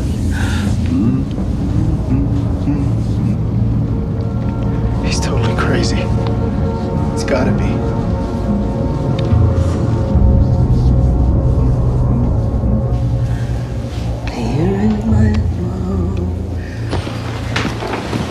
What do you want to talk about, Mike? I'm leaving you in charge here for a while. No, Mike, I wish you wouldn't do Just for a while.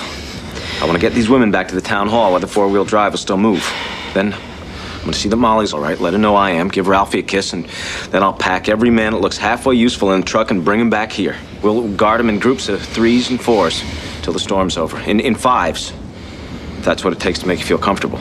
I won't feel comfortable until he's in Derry County Jail. Yeah, I know what you mean. Cat Withers. I can't believe it, Mike. Cat wouldn't hurt Billy. Yeah, I know that too. Who's holding who prisoner here? Can you tell for sure? Oh, this is a mess. Yeah. You gonna be okay with Robbie? I'll have to be, won't I? Say hi to Melinda for me, if she's still up, and tell her I'm okay. And give Pip a little kiss for me. I will. How long are you gonna be? 45 minutes, an hour at most. I'll come back with a truckload of wide bodies. In the meantime, you got Jack, Henry, Robbie, and Kirk Freeman. You think any of us are gonna make a difference if that guy decides to rock and roll? You think the town hall's any safer? Or anywhere else on the island? Considering Cat and Billy, no.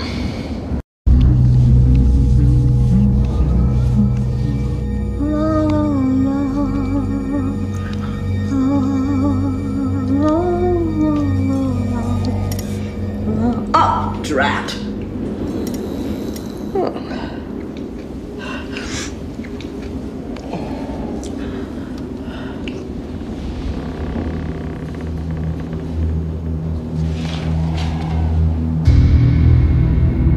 Like Dad's. What's he doing? Just like Dad's.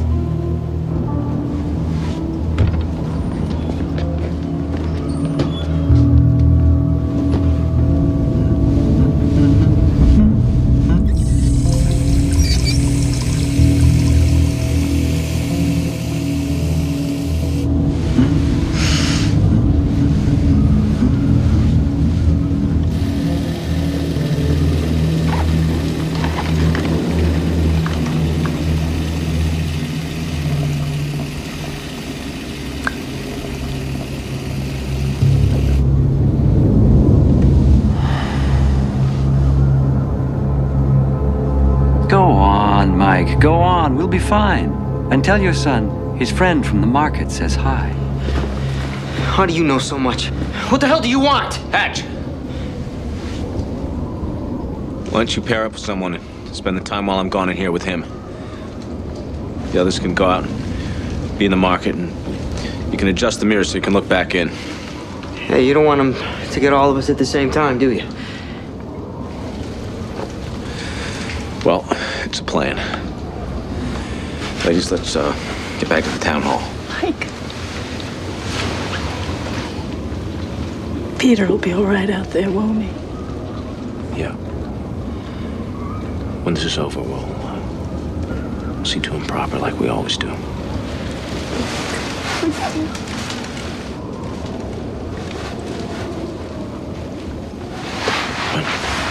Come on, let's go.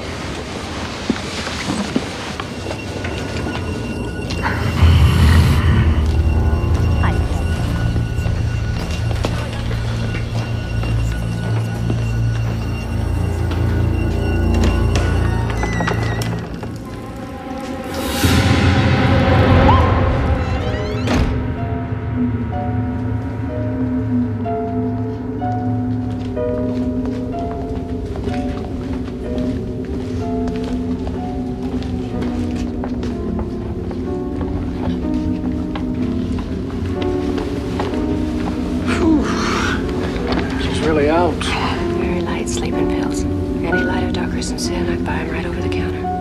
I think it's just shock. Whatever she's done or whatever's been done to her, she's away from it now. It's probably best.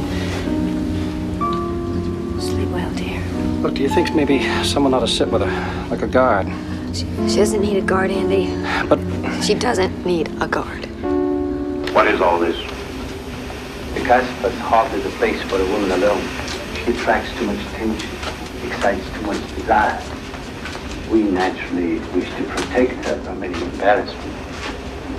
Further embarrassment can very easily be avoided.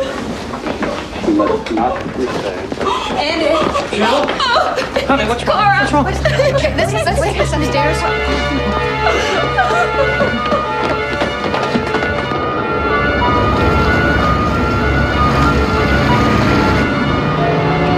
Mike, I'm so scared. I am too.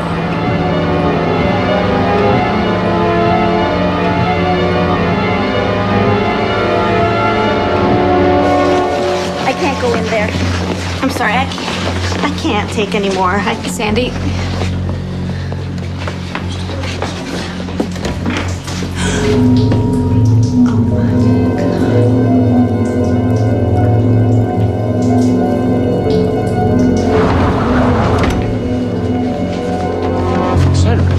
Sandra, what is it? What? Hey, it's all right. It's okay. What's wrong?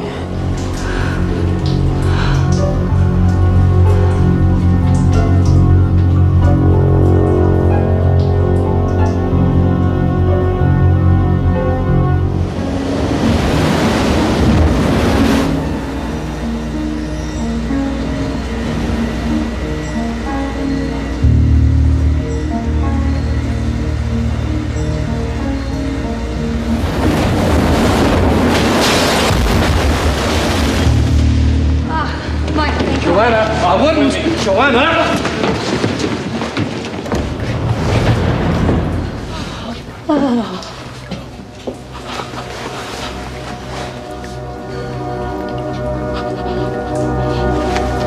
Come on, help me. Come on, Joanna. Come on, Joanna.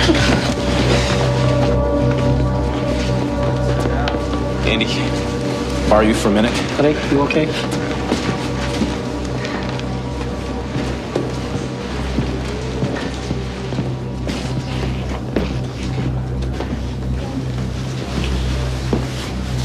She's dead.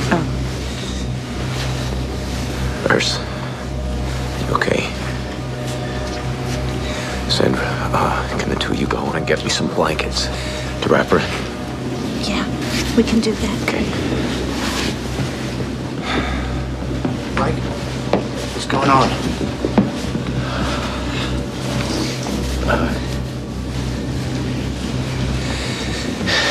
Billy Soames. You're sure he's dead? Yeah.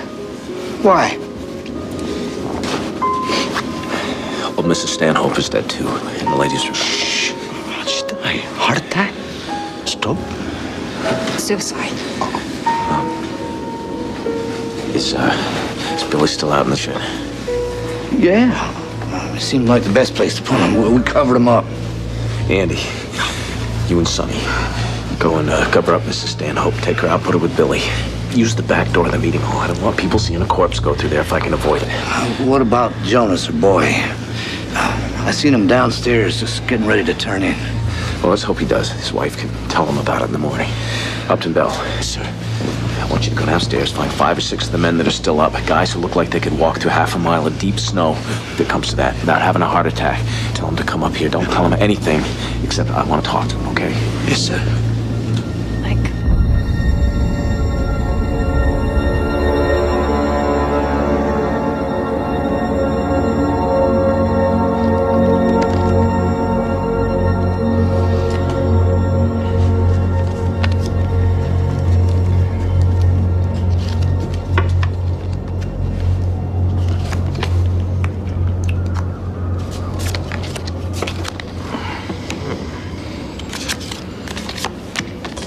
Jen.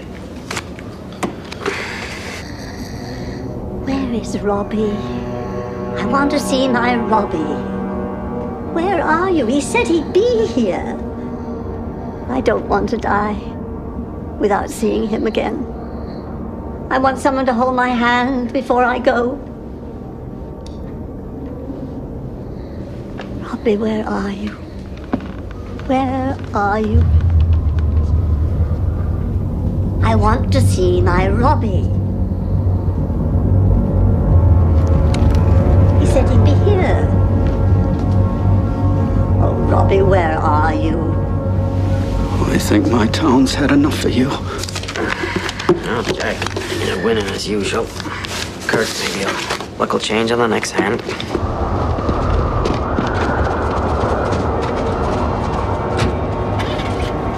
Mike? Is it that man? The one who picked up Ralphie at the market? It is, isn't it? Are you gonna be all right? Yeah.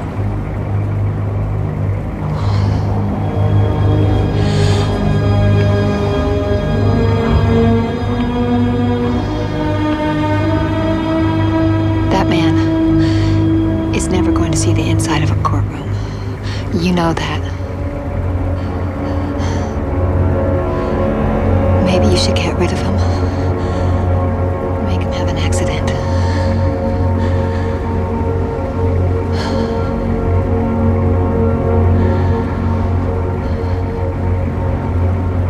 Better get back inside before you freeze your tail off. Come back to us. I will.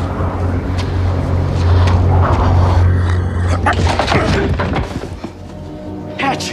Robbie's got a gun. Robbie? I think he's gonna shoot that guy. Get away from there. Put that down!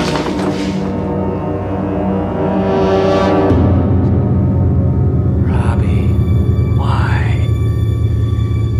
Why didn't you come to me? Robbie, don't! Why did you let me go and die with strangers? Don't just stand there. Help! Robbie, what are you doing? Why did you leave me to die alone? Robbie! I waited for you, Robbie. I'm still waiting for you. Down in hell. I'm waiting for you. You stop. Or I'll shoot. With that? I'll be waiting for you in hell, Robbie. And when you get there, I'm going to eat your eyes over and over. Because hell is repetition. Born in sin? Come on in.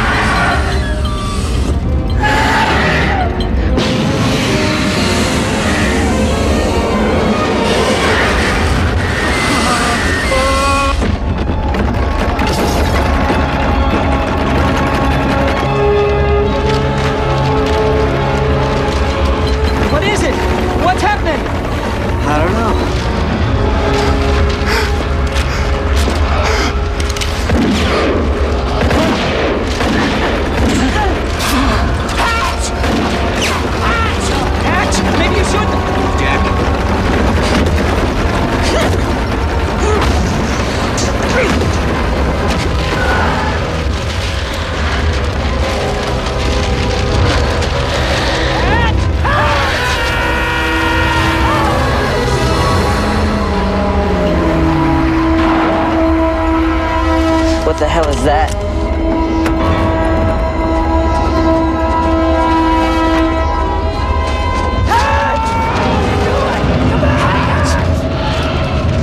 What are you doing? Come back!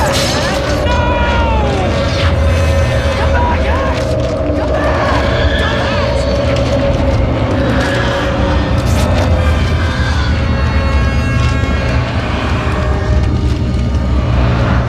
Give me what I want, and I'll go away. Tell them. Give me what I want, and I'll go away.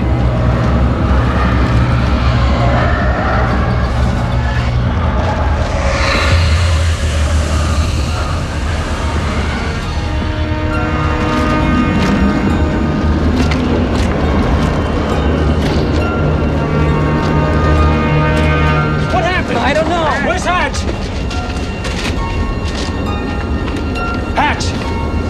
What happened? What happened, Hatch? Hatch. We have to give him what he wants. If we do that, then he'll go away. He'll leave us alone. And if we don't,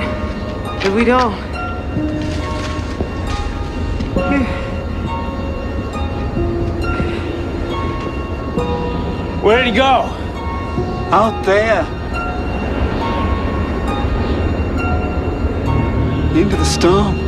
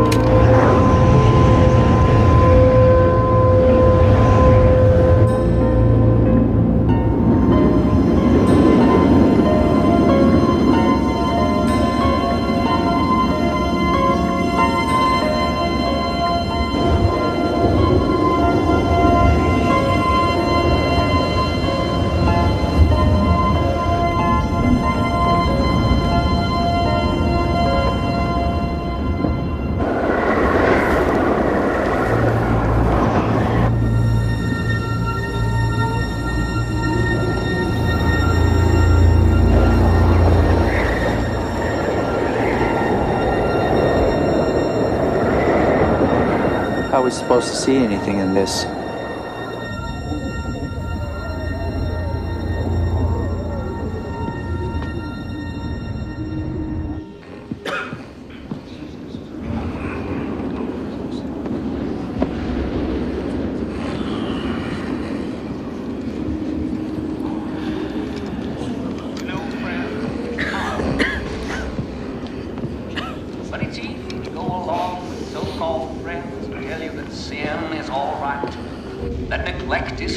That no God is watching and you can go ahead and do whatever you think you can get away with.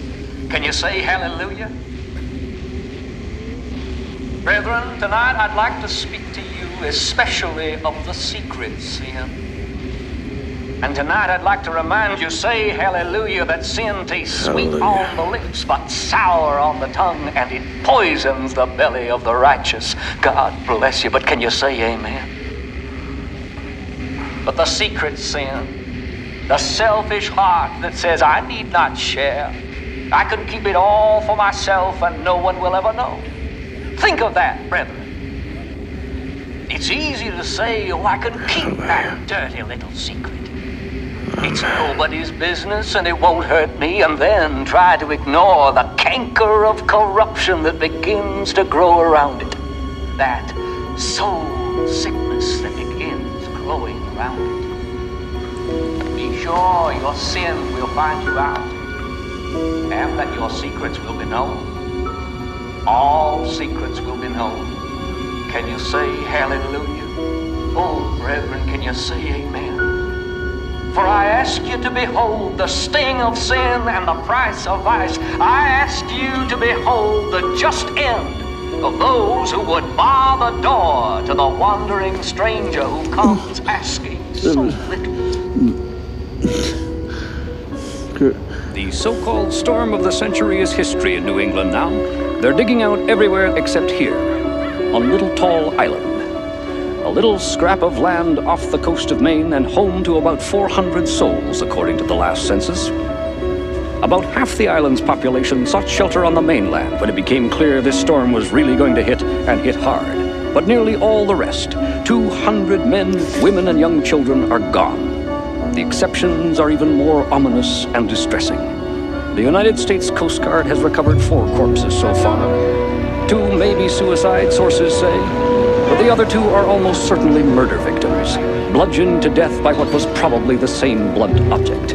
Baffled police are asking themselves one question over and over. Where are the other residents of Little Tall Island? Where's Michael Anderson, who owned the island's market and served as Little Tall's constable? Where's 14-year-old Davy Hopewell, who was at home recovering from a bout of mononucleosis when the big one hit? Where's Robert Beals, the town manager? No one knows. There has only been one case like this before in all of American history. This is how the village of Roanoke, Virginia looked in 1587, when everyone disappeared. Every man, woman, and child. A single possible clue was found, a word carved on a tree, the word Croton. The name of a place, a misspelling, a word written in a language lost over the centuries. No one knows that either. Police continue to assure reporters that a solution will be found, but even they cannot deny one essential fact. Hope is dimming for the missing residents of Little Tall Island. Evidence suggests that most or all of the islanders spent the first and worst night of the storm here, in the basement of the Little Tall Island Town Hall. After that, no one knows. What really happened in Roanoke in 1587, and what happened here on Little Tall Island in 1989? We may never know, but I know one thing. Davy, you're too damned short to play basketball. Be sure your sin will find you out, and that your secrets will be known. All secrets will be known. Can you say hallelujah? Oh, brethren, can you say amen? For I ask you to behold the sting of sin and the price of vice. I ask you to behold the just end of those who would bar the door to the wandering stranger who comes asking so little.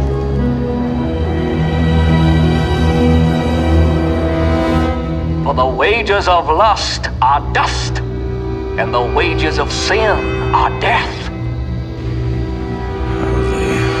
For if the supplicant is turned away, and the seeker given no respite, shall not the hard-hearted be sent hence? You must be branded as one of the ungrateful. I'm sorry, we both are, aren't we, Buster? Sorry we didn't give it to you, Mr. Limoges. Sorry we didn't give you what you wanted.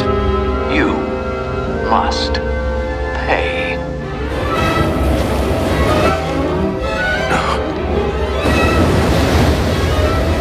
We're sorry, Mr. Limoges. Help, Daddy! No. Molly. We should have given you what you wanted.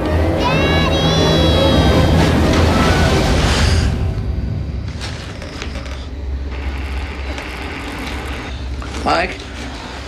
Oh, man. I just had the most awful dream. This reporter on Main Street talking about how everybody had gone. Like in this little village in Virginia a long time ago. Yeah. And no one knew where they went. And in the dream, no one knew where we went.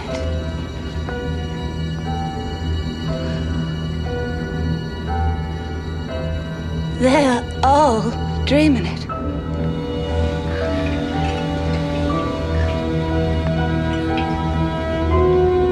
Do you understand? They're all dreaming what we dreamed. Where could 200 people disappear to? Especially on a little island cut off by a big storm.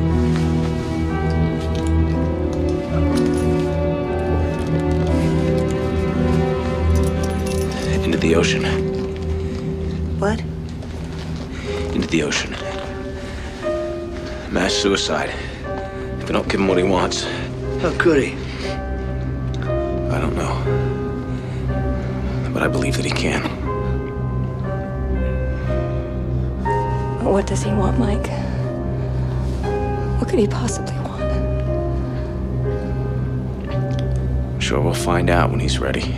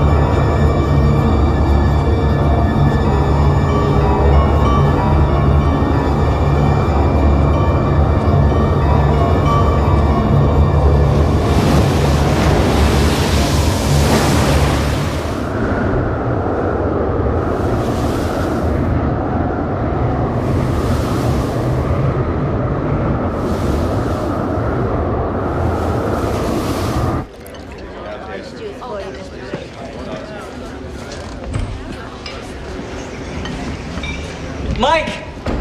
Mike! I think the lighthouse is gonna go. Never seen a storm surge like that before in my life. Folks? Now, folks, if you go outside, stay close to the building. Remember, we've got whiteout conditions. Right behind you.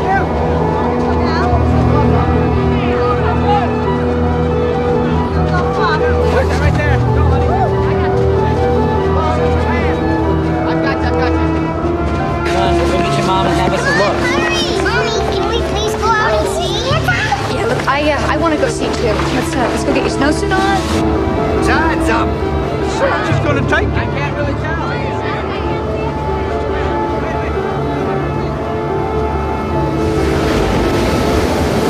Mike, you think she's gonna go? I think it is.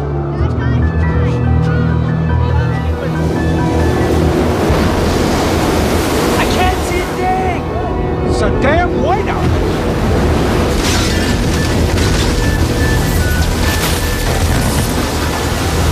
There's the white, just coming around. It's still there.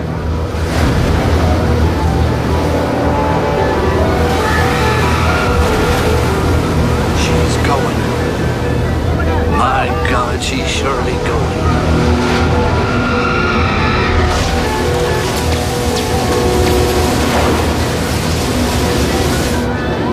Oh, yeah. Look, Buster, the lighthouse is falling down. There she goes.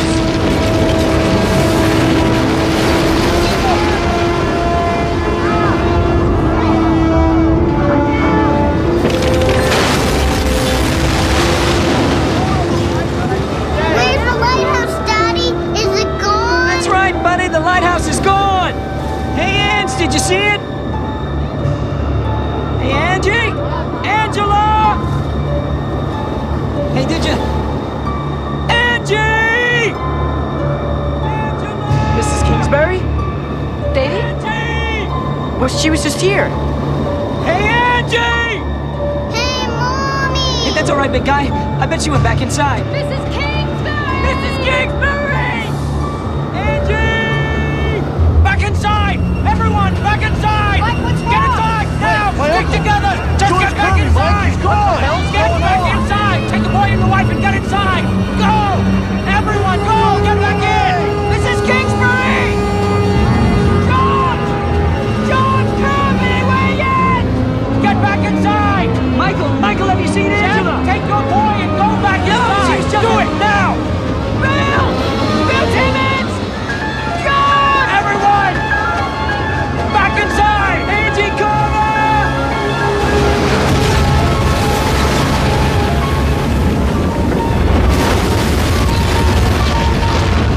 Daddy, we left Mommy outside. Come on, big guy.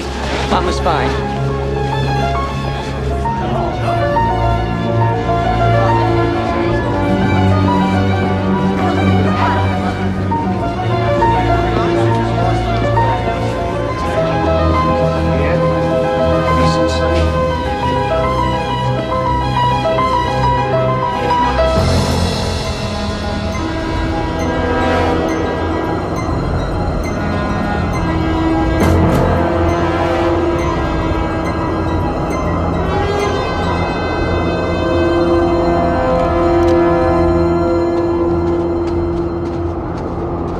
Buddy system, right? Right. Nobody gets left alone. Be careful, you guys. You better believe it.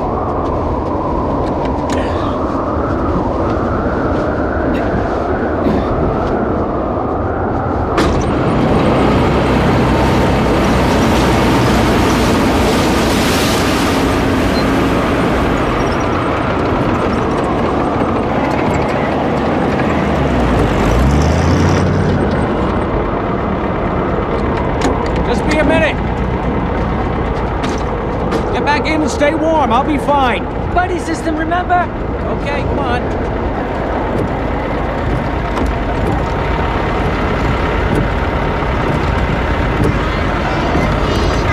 Short and stout. Here is my handle. Here is my spout. When I get all steamed up, then I shout. Just tip me over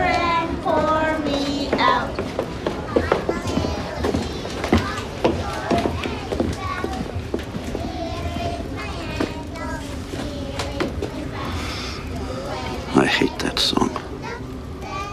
Why? I don't know, I just hate it. So how is Jack Cabin doing? Quieted down some. It's just a good thing the women got the kid out of there before he cracked.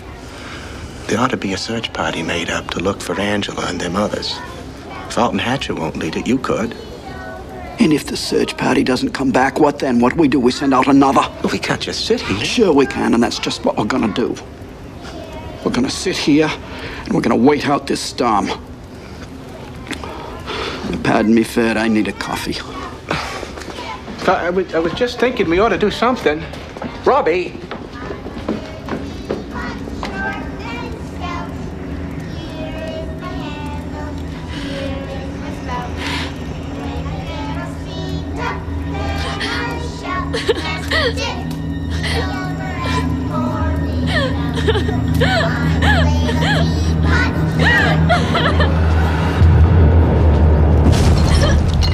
What's wrong with Katrina Withers? Nothing, honey. She's just a little tired.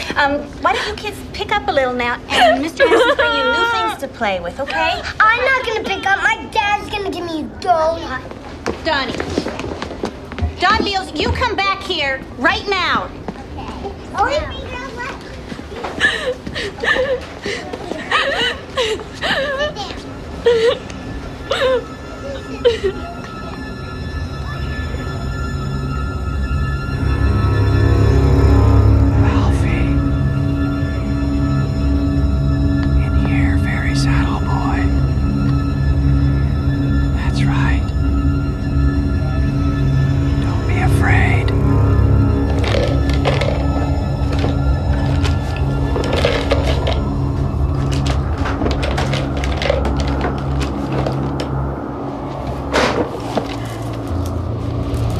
That's it?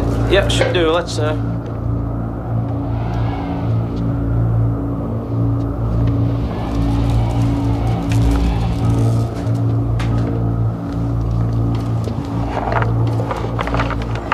What are you doing?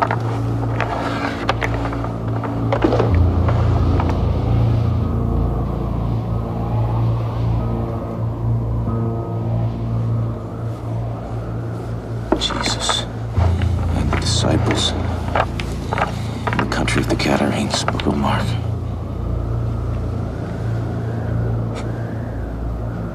Oh my God.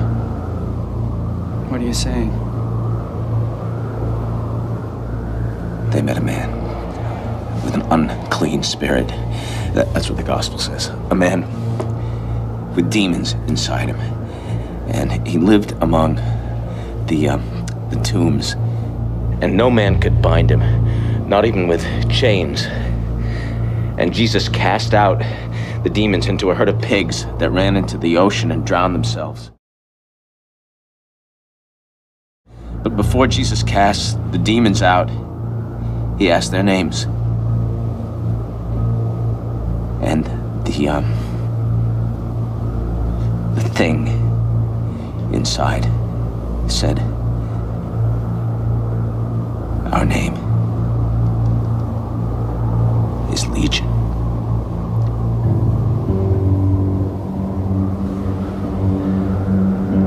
For we are many.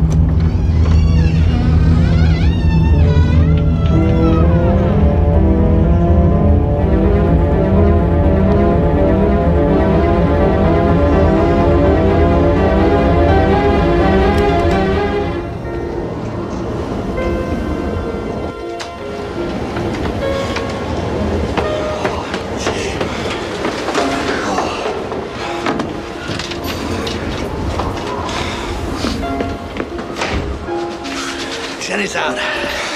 How long do you think? Hard to tell. This morning anyway, by the feel of it. Snow probably pile up and clog the exhaust. All right, Sonny, you and Henry on meat patrol. You grab the big cuts of beef plus the turkey and chicken. The best stuff's back in the freezer. Will it still be all right, you think? Are you kidding me? Let's get going. Doc's gonna come early. We'll stick with canned goods for this trip. We'll all come back later and get the potatoes, bread, vegetables, and milk.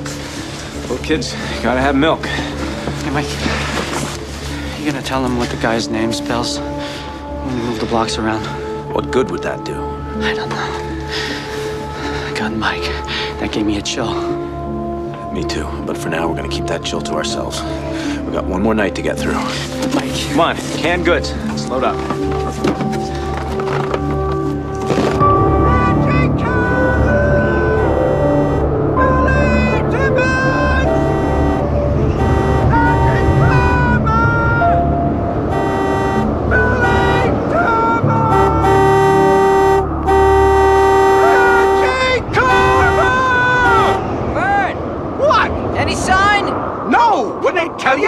Just keep blowing that thing. Here, you watch, Lenny Honk. Your eyes are better. Mrs. Kingsbury! George! George Kirby! I'm okay. Go upstairs, find your husband and your little boy. But the kids?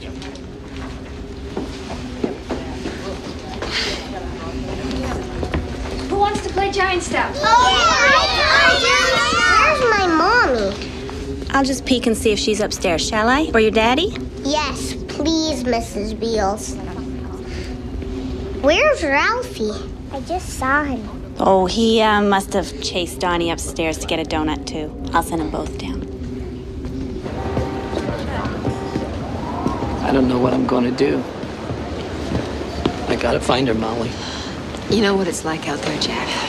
I know she's out there, wandering around freezing to death in a whiteout 50 yards from the building. And if you go out there, you'll be lost, too. They'll hear the horns, same as in a fog at sea. You know that. I'll go spell third. Hatch said if you go out there... Hatcher can't tell me what to do. It's my wife out there. Just don't go past the truck. Don't go wandering, Jack. Where's Ralphie? I don't know. Didn't he come upstairs with you? Yeah, he was picking up with the rest of them. Wait, what are you saying? Ralphie's not down there? He's not with the others? I didn't see. Cat's not... You were supposed to be watching him. I didn't see... You were supposed to be watching him! Don't you yell it, huh? On road trip! Sonny, you and Henry getting the bread and rolls. Everything off the shelf, huh?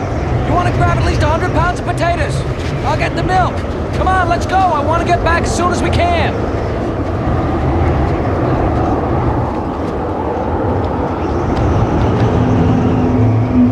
What the hell?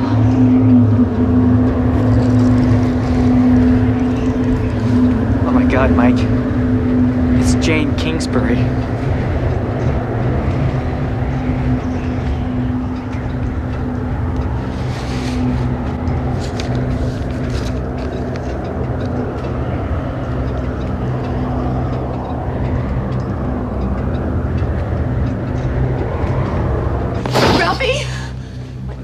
You see him?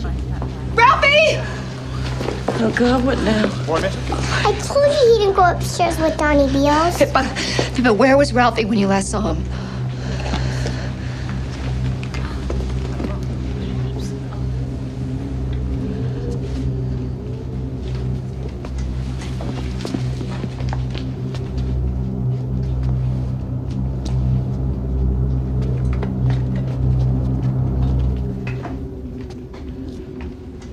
Ralphie?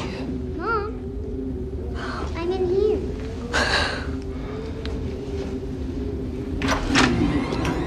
Hey, Mom, what's up? Praise the Lord. What are you doing in here? You scared the life out of me. The man was in here. The man? The one Daddy arrested, except I don't think he's the bad man. It's okay. because- It's okay, buddy. Take him somewhere safe. Jonas. Molly. What is it?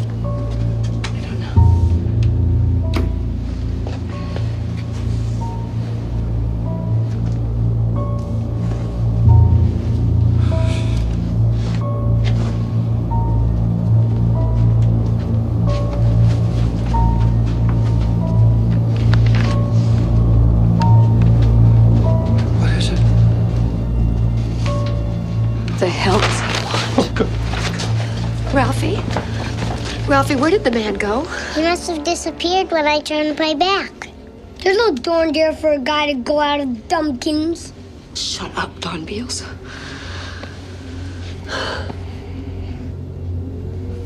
What is this, Ralphie? It's a present. He gave me a present. That's why I don't think he's a bad man like on TV, because bad men don't give kids presents. Let Mommy see, okay? Don't. Molly, don't. It's all right, Mom. Don't be scared. You mean you know what's inside this?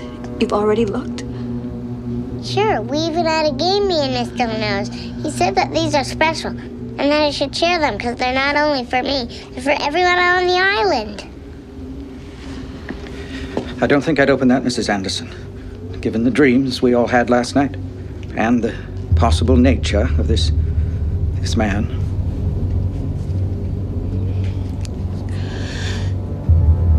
No, I suppose you wouldn't, Reverend. Since he's had his filthy hands on my son twice.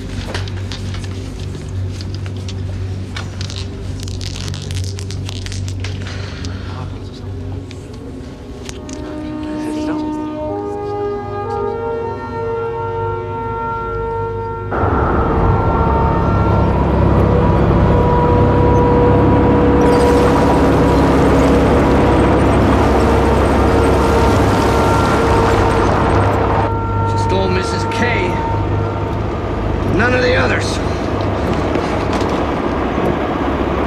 Where do you suppose they are?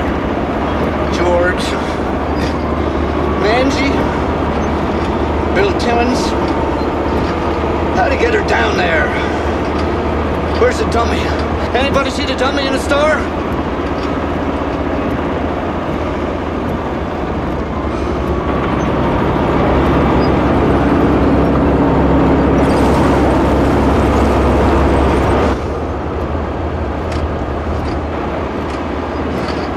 How'd you get her down there in this? Let it go, Sonny. Why is this happening to us? You're the lay reader for the Reverend Riggins down at the Methodist Church. You always got a quote from the good book, Andy. You must have some idea why this is happening. Remember the story about Job in the Bible? Uh-huh. Well, there's part of that story that's never been written down. After the contest for Job's soul is over and God wins, Job falls to his knees and says, God, why have you done this to me? All my life I worshipped you, and yet you destroyed my livestock. You blighted my crops. You killed my wife and my children. You gave me 100 horrible diseases, and all because you had a bet going with the devil? Well, okay. But all I want to know, Lord, is, all your humble servant wants to know is why me? Job waits. And just when he's about convinced himself that God's not going to answer him, a thunderhead forms in the sky, lightning flashes, and a voice calls down. Job, I guess there's just something about you that pisses me off.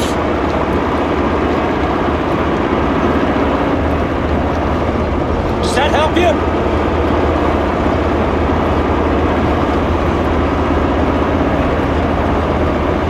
Me either.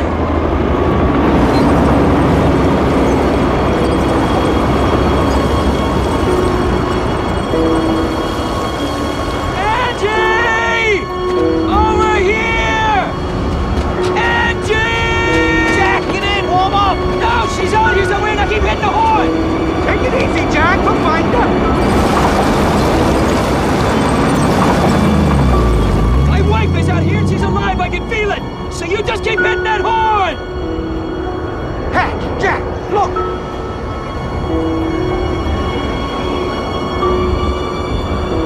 Angie! We've been worried about you. Buster's been worried sick. My God, Angie, what did he do to you? Where did he take you? We have to give him what he wants. What? What, honey? Honey, I can't hear you. Linoge? Yes, Linoge. We have to give him what he wants. He brought me back so I could tell you. We have to give him what he wants, do you understand? We have to give him what he wants. Angela! Oh my God. What does he want? Did he tell you? He said he'd tell us tonight. He said we're gonna have a special town meeting and he'd tell us then. He said if some folks don't want to go along, if they don't do what's best for the town, they should remember the dreams we had last night. They should remember what happened in Roanoke. They should remember Croton. Whatever that is. Just take me inside. I'm freezing. I want to see Buster. Yeah, sure. Hatch! Any sign of Bill Timmons?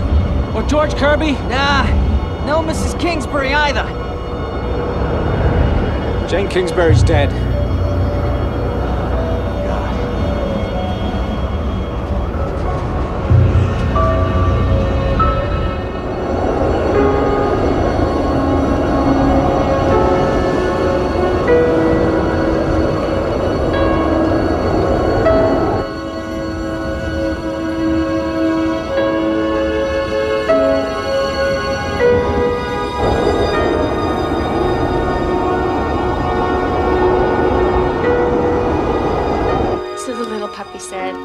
I know where my ball must be.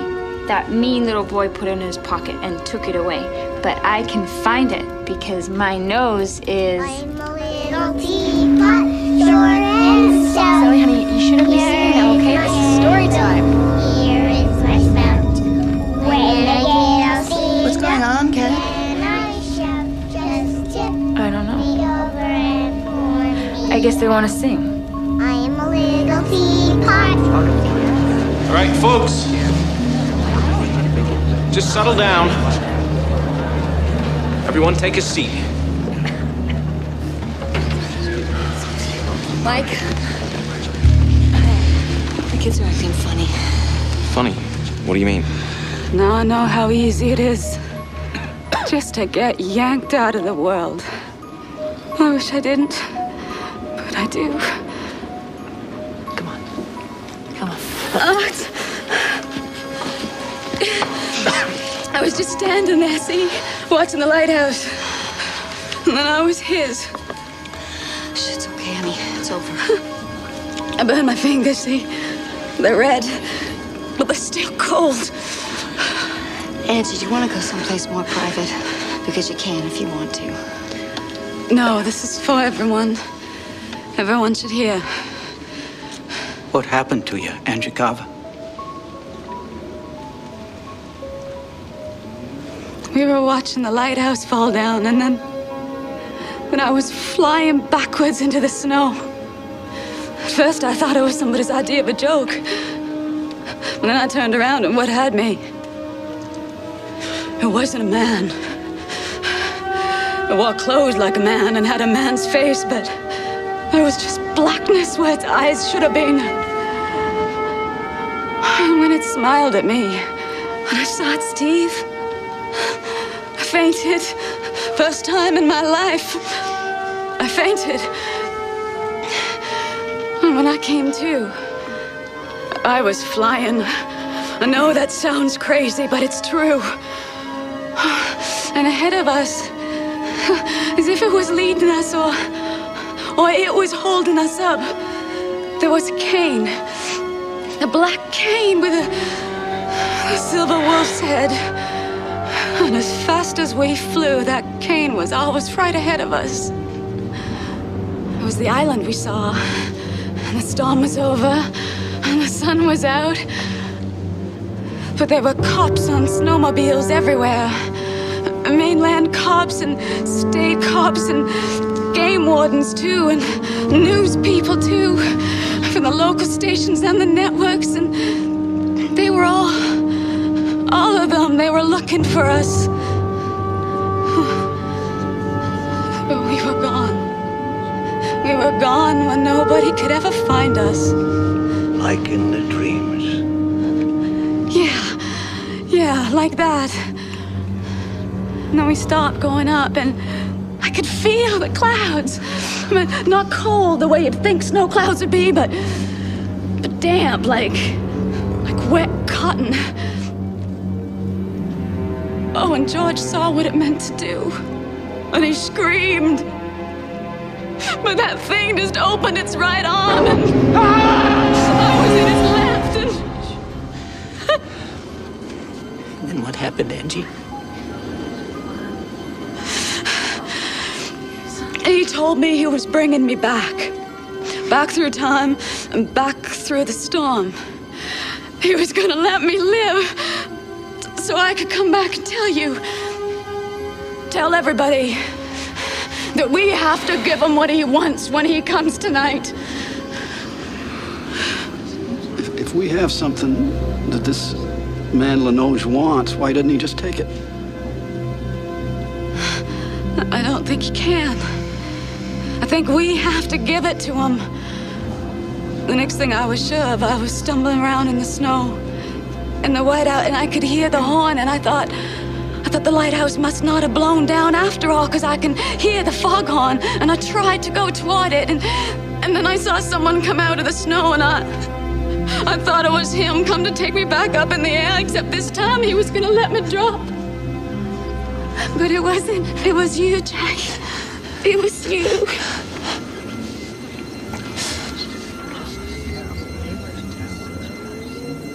Why? Why us?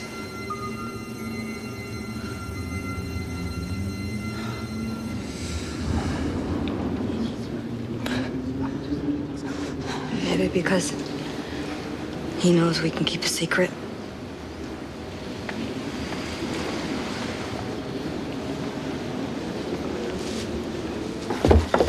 I brought these games. What? What's going on?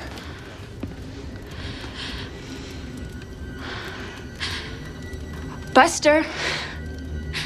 Heidi. Pippa. Ralphie, you okay? Pip. Pip. Pip. Pip, what's wrong, honey? Pip. Pip, what's wrong, honey? Honey.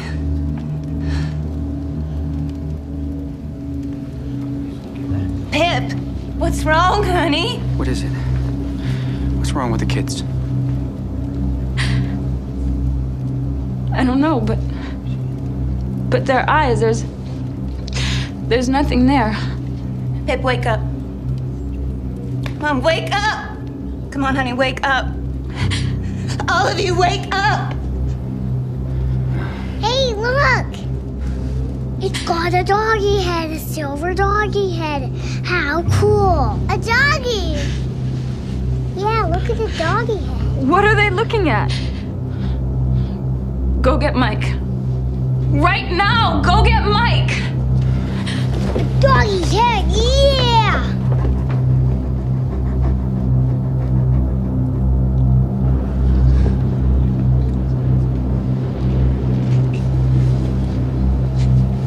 Why don't you see if you can get it to lay down for a while? That's a good idea. Mike! Mike, there's something wrong with the kids. Buster? There's something wrong with Buster? Angie, no, maybe you shouldn't. Angie! Buster? What are you doing? Melinda, what is going on? What are they looking at? Donnie, stop! Get out of the way. Stop.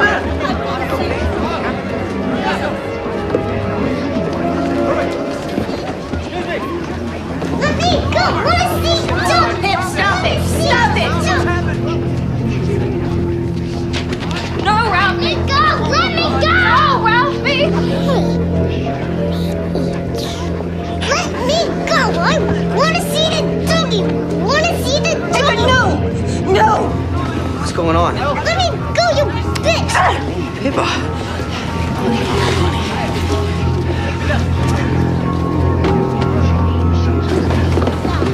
They're dead! He's killed them! No, please, God, no! Not Sally, not my Sally! Ralphie? Is he? Is he? Oh, thank God. Are they alive? Knock them out! Come on!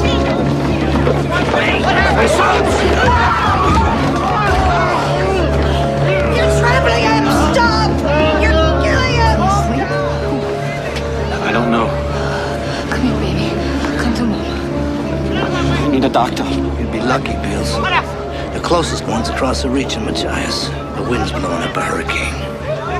Well, where's Fred? At least he has EMS training. Fred Andrews, where the hell are you? I'm here. Well, get your ass over here. Take a look at my son. Come on, people, get out of his way. That's enough. Would you just shut up? All right. You tell me to shut up, little man. I've taken all the crap. I've done it. Everyone! You. Just shut up!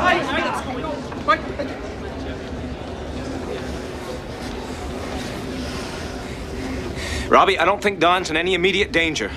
Or Pippa, or Ralphie, or any of them.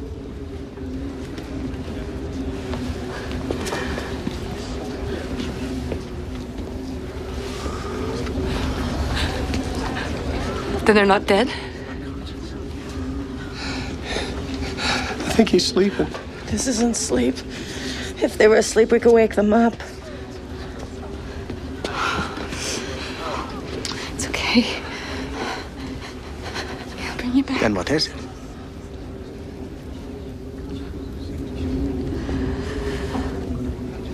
I don't know.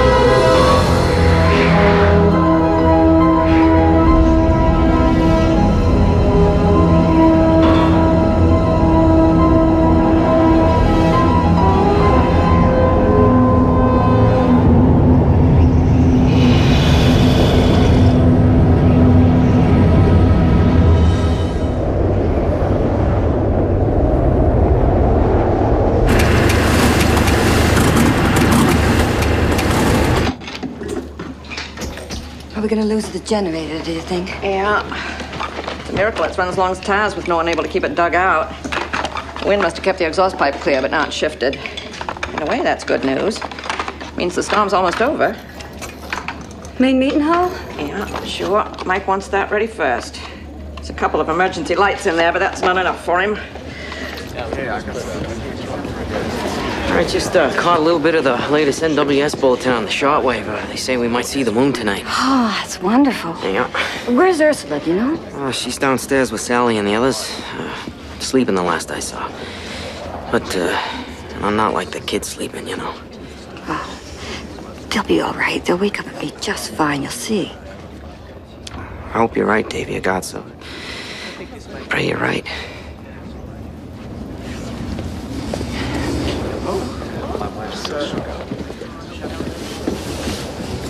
Can I help? Well, you can go down to the kitchen and get the rest of the candles if you want. I'm afraid we're gonna lose the generator.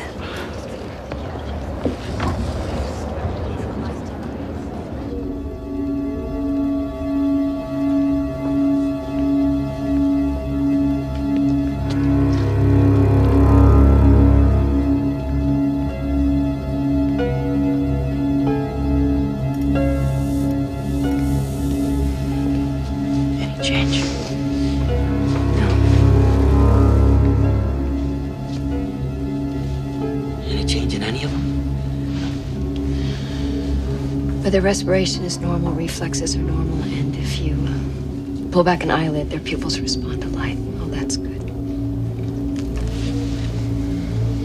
She's dreaming. They all are.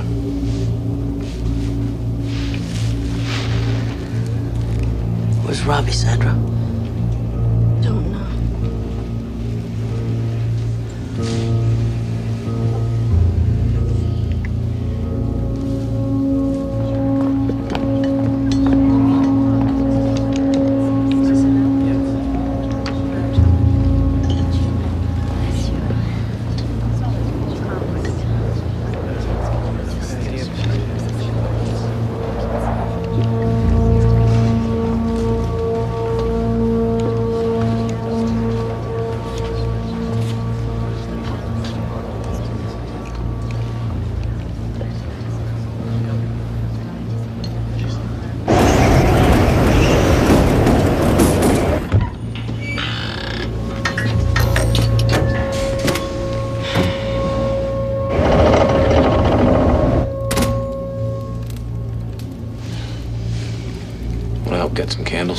Honey? Go ahead.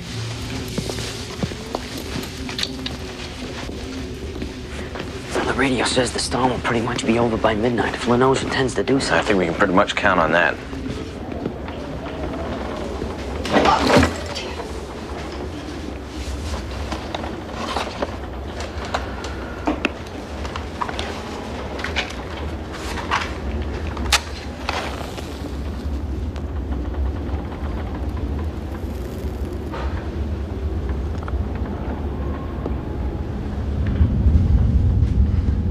Hello, Joanna Stanhope.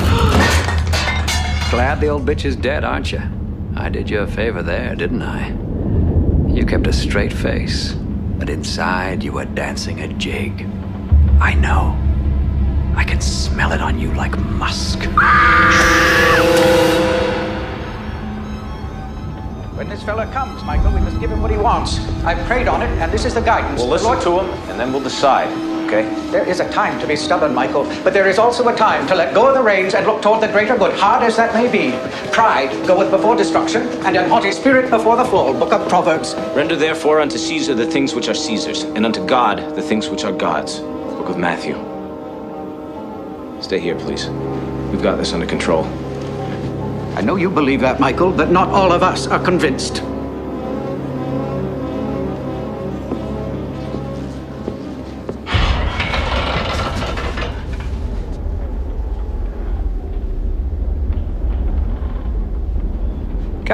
Come in, boys. Don't do that, Constable Anderson, unless you want to watch this woman burn her face off. Shall we watch it burn? No. Well, come in then. Having a little trouble with the local witch doctor, are you? Well, here's a little something you can file away for later. Always assuming, of course, that there is a later.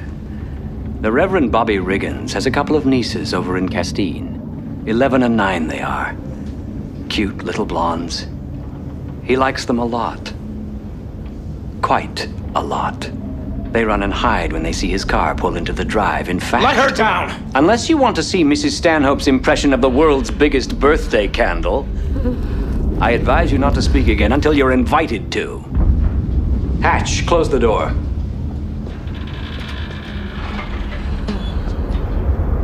You don't like knowing, do you? Not your brand of it, no. Perhaps you don't believe me. I believe you. But the thing of it is, you see only the bad. None of the good. By and large, Constable, the good's an illusion. Little fables folks tell themselves so they can get through their days without screaming too much. I don't believe that. I know. A good boy to the last. But I think you'll find yourself on the short end this time. Your town is full of adulterers, pedophiles, thieves, gluttons, murderers, bullies, scoundrels, and covetous morons. And I know every last one of them. Born in lust, turn to dust. Born in sin, come on in. What do you want, Lenoge? Everyone on those benches an hour from now. That will do for a start. We're going to have a little unscheduled town meeting. 9:00 p.m. prompt. After that, well, we'll see. See what? If I'm through with this town, or just beginning. 9:00, Constable.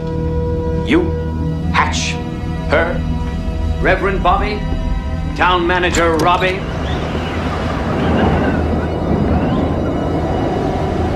Everyone.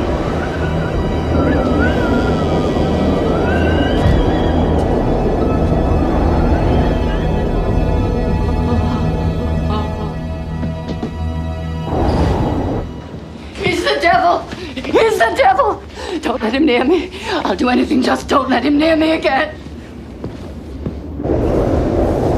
Mike, what are we gonna do? What can we do?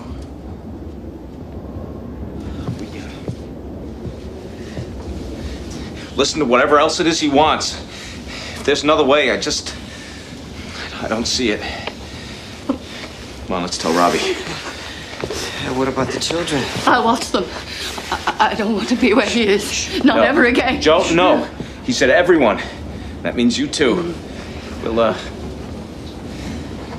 bring the kids up, cots and all. We'll put them in the back of the meeting hall. Yeah, that'll do.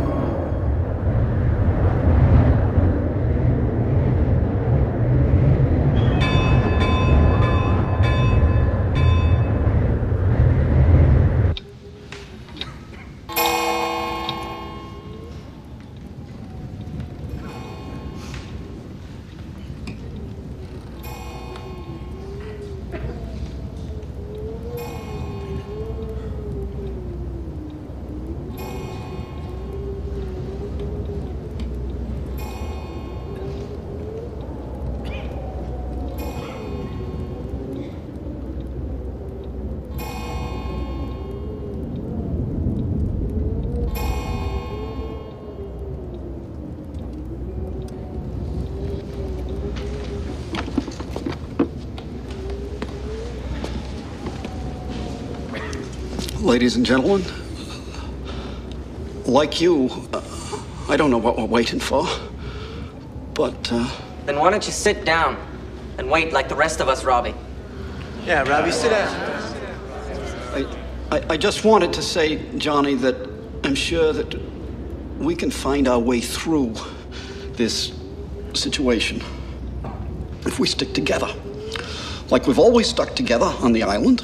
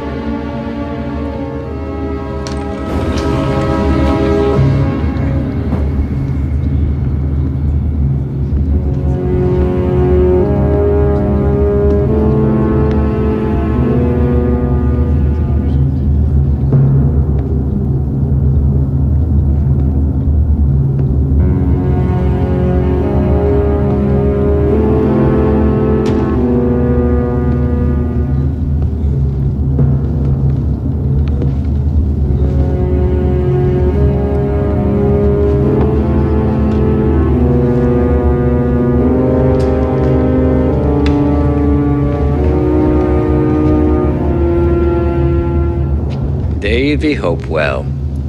Your day off from school would make quite an English composition, wouldn't it? Your father's a thief.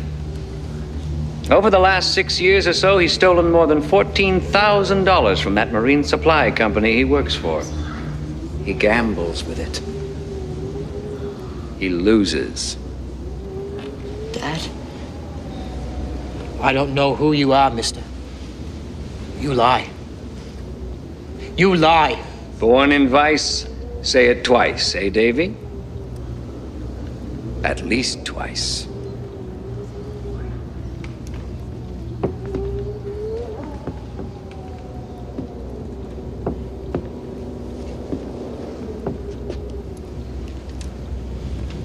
Well, Johnny Harriman. The fellow who burned down the planing mill across the reach there in Machias. I never did that. Of course you did. 2 years ago, right after they fired you. And Kirk helped, didn't you? After all, what are friends for? 70 men lost their jobs, but you got your payback, and that's all that matters, isn't it? There, now, you dope. Look at the trouble you got us into. Shut up.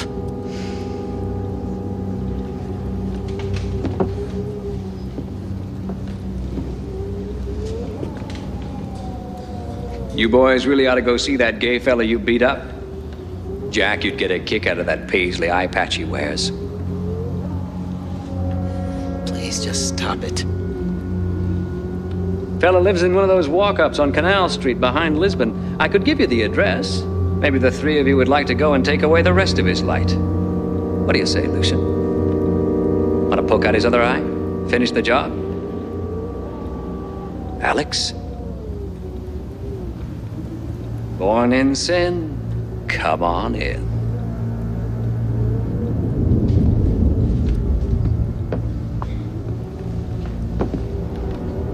Robbie, why did I have to die among strangers? You still haven't explained this. Why did I have to die calling for you? When? All I wanted was a kiss.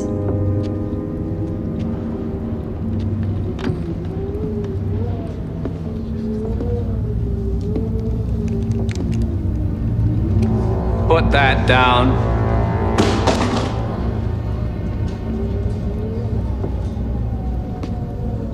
Why don't you tell these people where you were and what you were doing when I died? I think your wife would be especially interested, don't you? You shut your mouth. Sandra, don't listen to her. This is all lies. Your eyes. I'm going to eat your eyes. Right out of your head.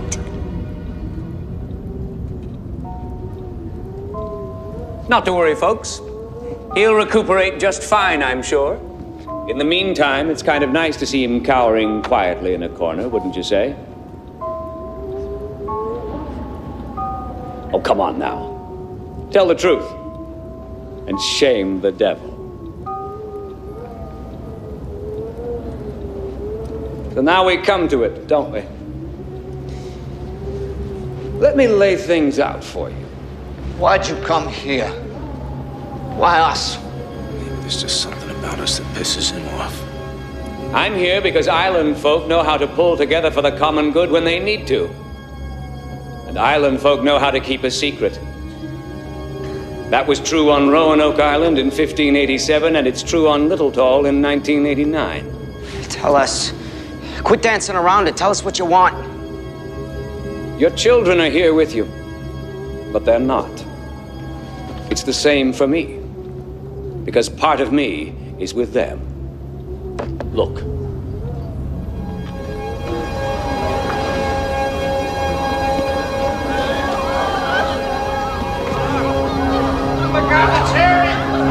Jack, he's got our Buster!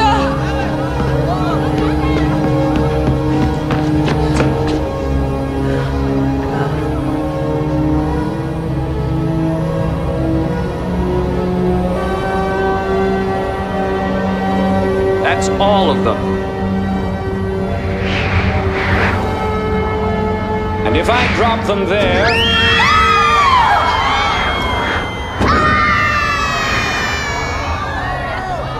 they die here.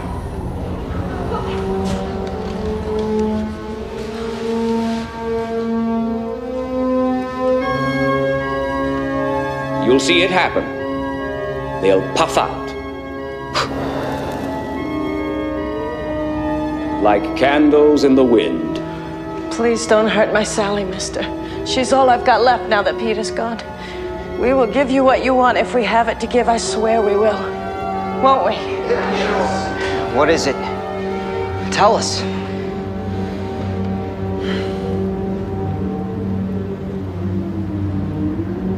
I've lived a long time. Thousands of years. But I'm not a god, nor am I one of the immortals.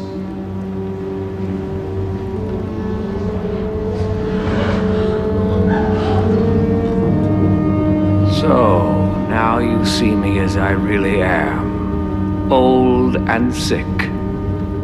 Dying, in fact. By the standards of your mayfly existence, I've long to live yet. I'll still be walking the earth when all but the freshest and greenest among you, Davy Hopewell, perhaps, or young Don Beals, have gone to your graves. But in terms of my own existence, time has grown short. You ask me what I want. No. I want someone to raise and teach.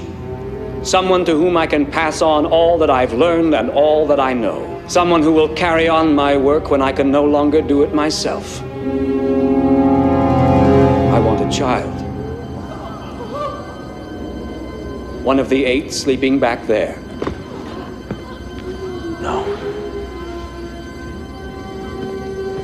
No. Never.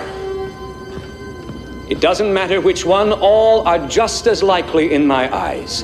Give me what I want, and give it freely, and I'll go away. Never. We will never give you one of our children. Never! Hey, get him! Let go of me! For God's sake, stop him! Grab him unless you wish me to drop the children, and I will, I promise you I will. Damn it, let go of me! No, Mike. We gotta listen to him. No, we don't. Listening to him's the worst thing we can do. Keep still, Michael Anderson. Let him have his say. Molly.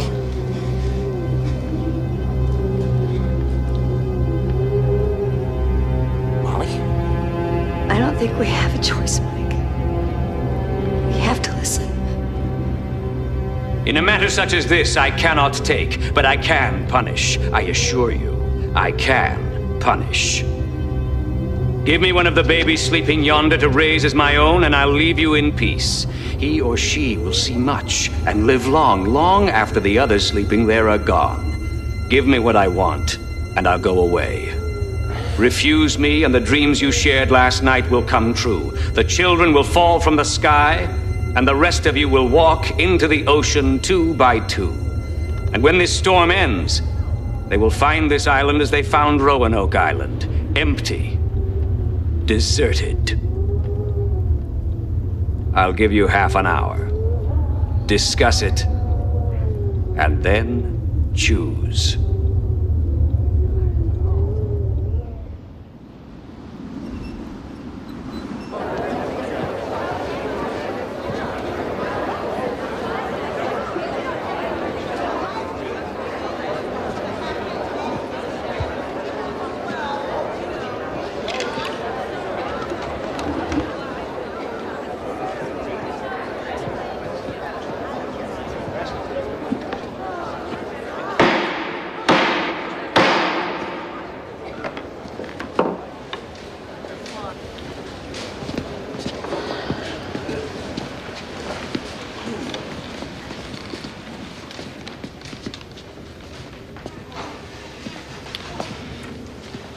I call this meeting to order.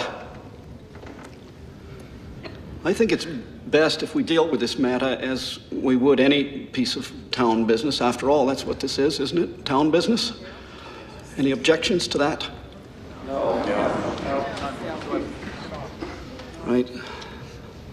The item on the floor is whether or not to give to this thing that has come among us one of our children. He says that if we give him what he wants, he'll go away, and he'll kill us all, including the children, if we don't. Have I stated that fairly? All right. How say you then, Little Tall? Will you speak to this?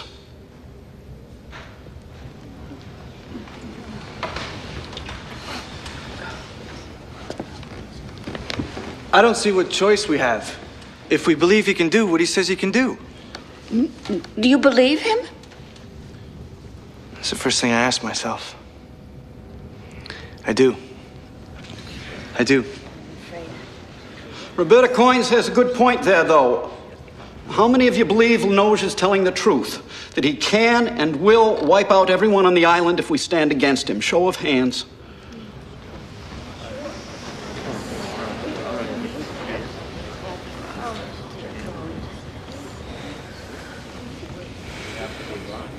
Mike, it's not a question of what we're going to do. Not yet. It's just a question I of know whether what or the not question is. And once we start down that road, every step of the way gets easier. I know that, too. All right. I guess we believe him. That's one issue out of the way. Now, if there is any discussion of the main question. I have something I'd like to say. That's fine. You're a taxpayer, sure enough. Have on.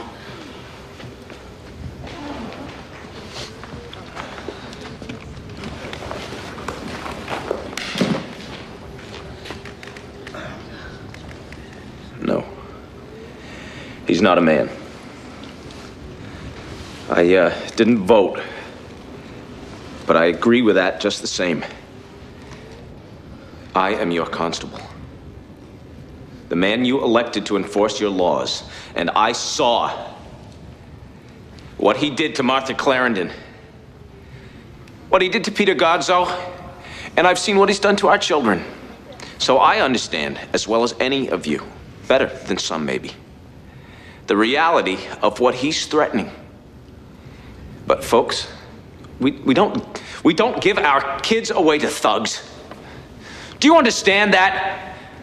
We don't give away our children. So what's the choice then? What do we do, Mike? What can we do? We stand against him.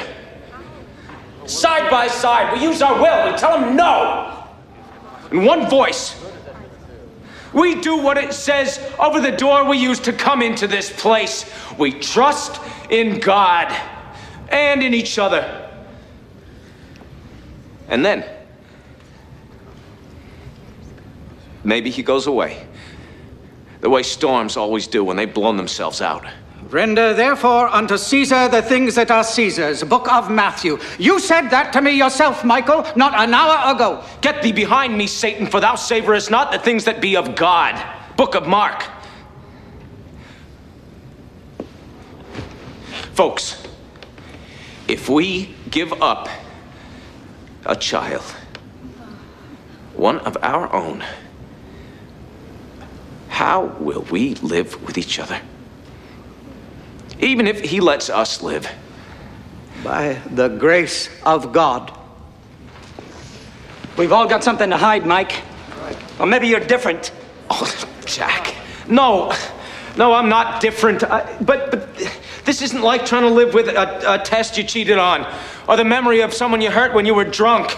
We are talking about a child. Do you understand that, Jack? Michael, suppose you were right about sending him away. Suppose we put our arms around each other and we gather our will and we come out with a big collective no. Suppose we do that and he just disappears. He goes back where he came from. You saw our children. Now, I don't know where he actually has them, but I have no doubt that flying high above the earth is an accurate representation of it. They can fall. I believe that. All he has to do is wave that cane of his, and they fall. How are we going to live with ourselves if that happens? He could be bluffing. He's not, Michael.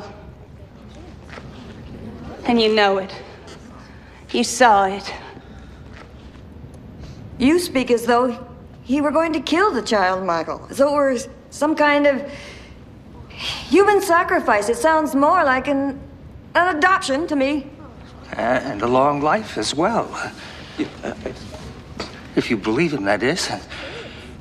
After seeing him, I guess I do. I just don't believe this. I don't believe this. Lanoge killed Martha Clarendon with his cane. He knocked the eyes right out of her head. And we are debating whether or not to give this monster a child. We might as well give away our souls. You want to know the worst thing I can think of, Michael? Suppose you're half right. Suppose we live and they die. How are we going to look at each other? How are we going to live with each other then? And how would we ever live with you? He said half an hour, people. We have 10 minutes left. We can't do this. Don't you understand that? We cannot do this. Don't you see? We cannot allow... I think we've heard your side of the story, Mike. Take a seat, why don't you? Sonny! Mike? Maybe you should do what he say. All right.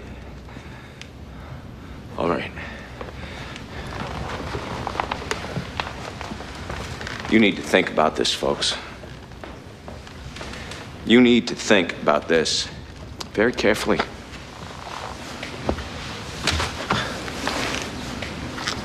I need to go sit with Ralphie.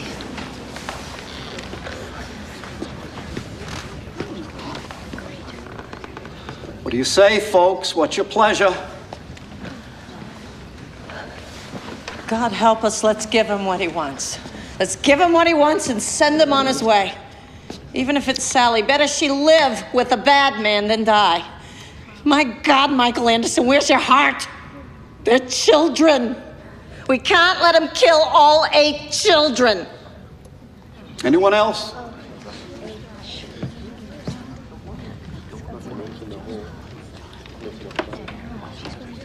Don't. Please. Please. Ursula. Please. Jack. Robbie. All of you. Don't do this. Don't do this. Don't give in to this. This is damnation.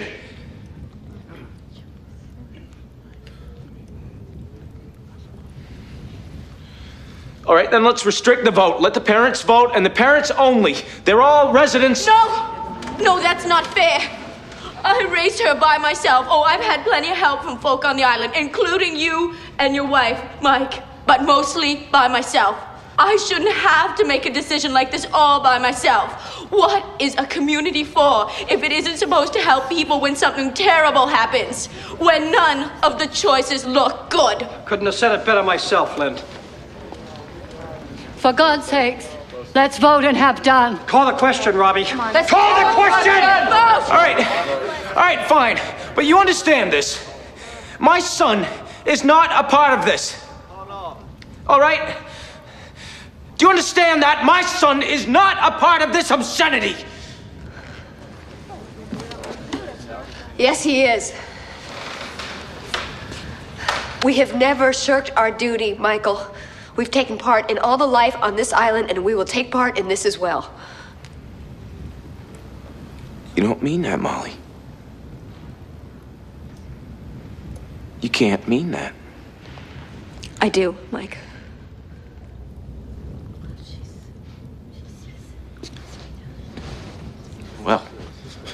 Well, screw this. Screw all of you.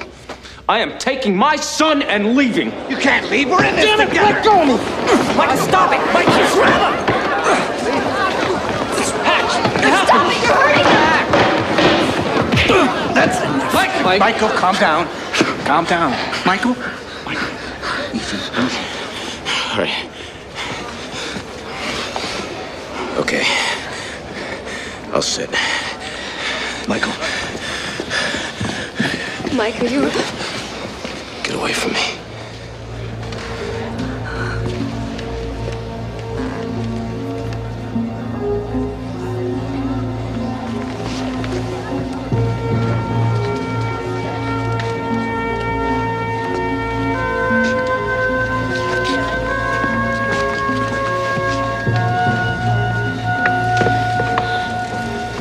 Mike, shut up, Ash.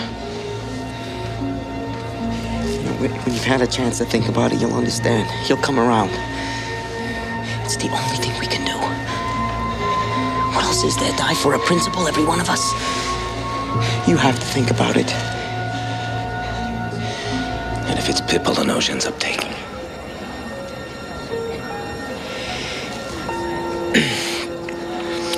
Well, then I'll tell myself that she died as an infant. That it was crib death, something we couldn't help but foresee. And I'll believe it. Melinda and I will both believe it.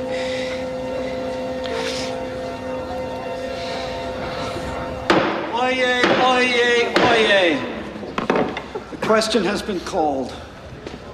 Do we or do we not give Mr. Lenoge what he wants, pursuant to his promise to leave us in peace? How say you, little tall? All those in favor signify in the usual way.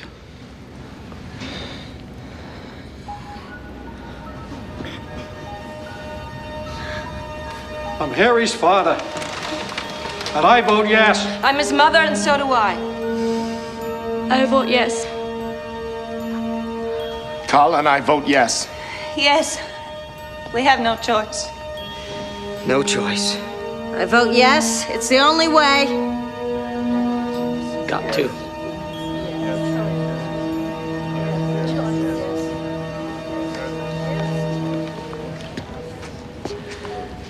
To lose one in life is better than to lose them all in death. I vote yes.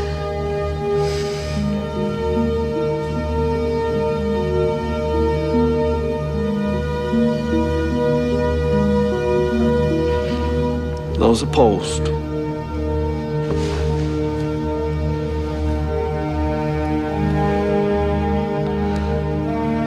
I count all in favor save one.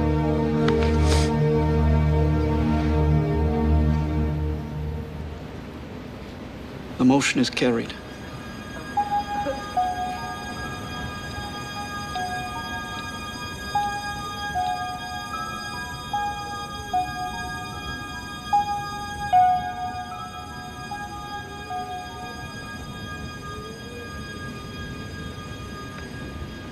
Have you reached your decision?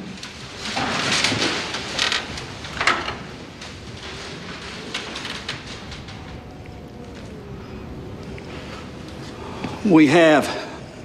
We voted in favor. Excellent. You've made the right choice.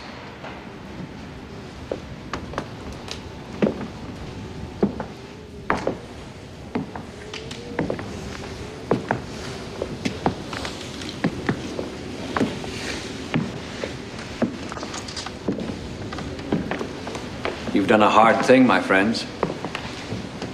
And despite what the constable may have told you, it's also a good thing. The right thing. The only thing, really, that loving, responsible people could have done under the circumstances. These are weirding stones. They were old when the world was young, and were used to decide great issues long before Atlantis sank into the African Ocean. There are 7 white stones in here, and 1 black one.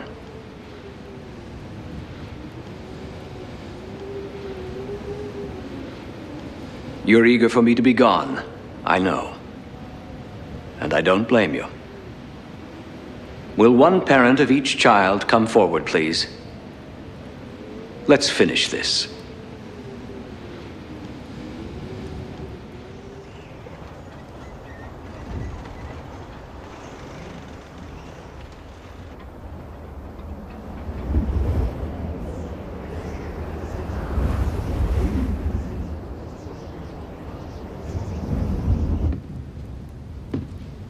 It's perfectly simple. You each draw a stone from the bag. Do not reveal your stone until all have been chosen. The child whose parent draws the black stone comes with me to live long, see far, and know much. Mrs. Robichaud. Jill, will you start us off? Go on, honey. Do it.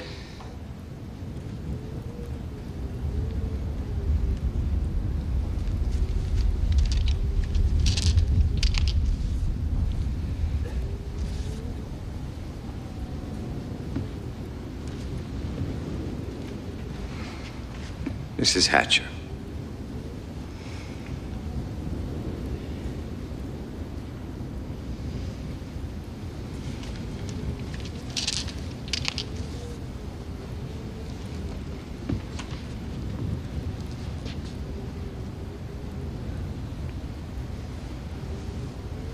I can't, Robbie.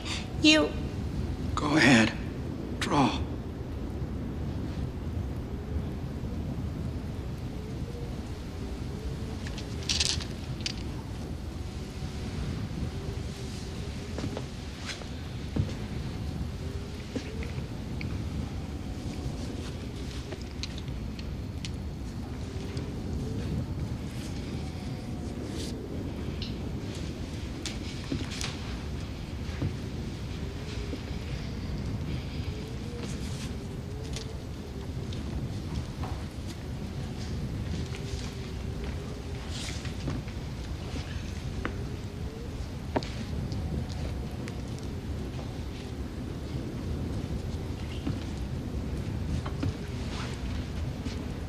Ladies? You go first, Molly. No, you. Please.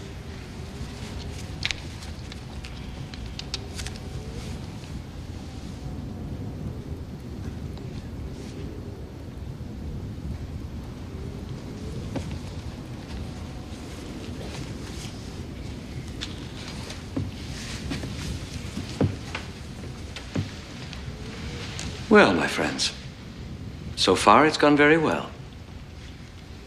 Now then, who has the courage to show first?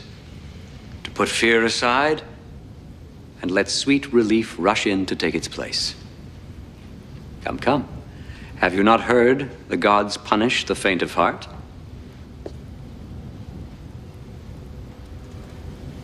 Buster, I love you.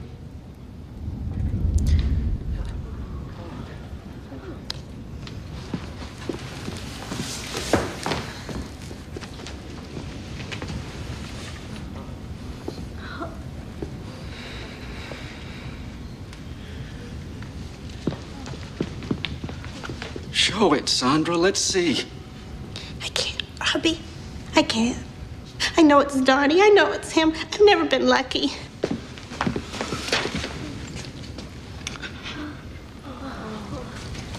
Wait.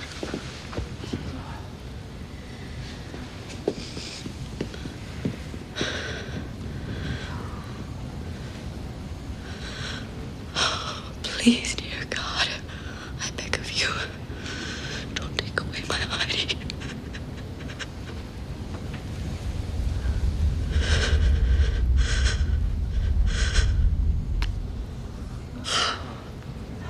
White.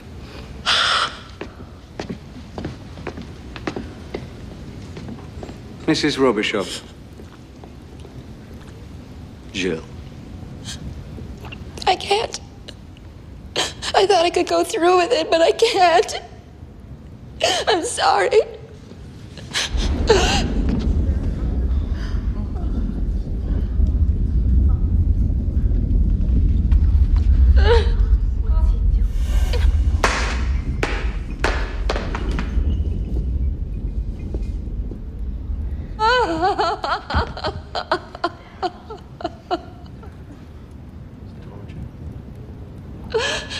Mr. Bright. Henry. Would you favor us?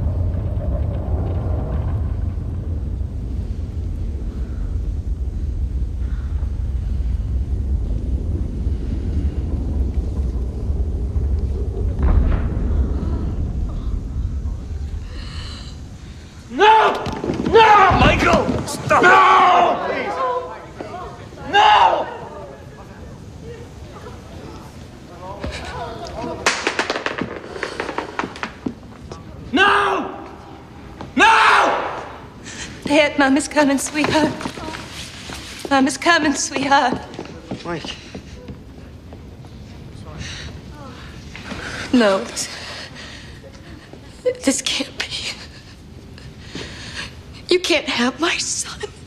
I feel your grief keenly, Molly. But you agreed to the terms. I'm sorry. No, you fixed it. You fixed it somehow. I assure you that's not so. The game was, as you'd say, straight. And since I believe that long drawn-out farewells only add to the pain... No, you can't do that!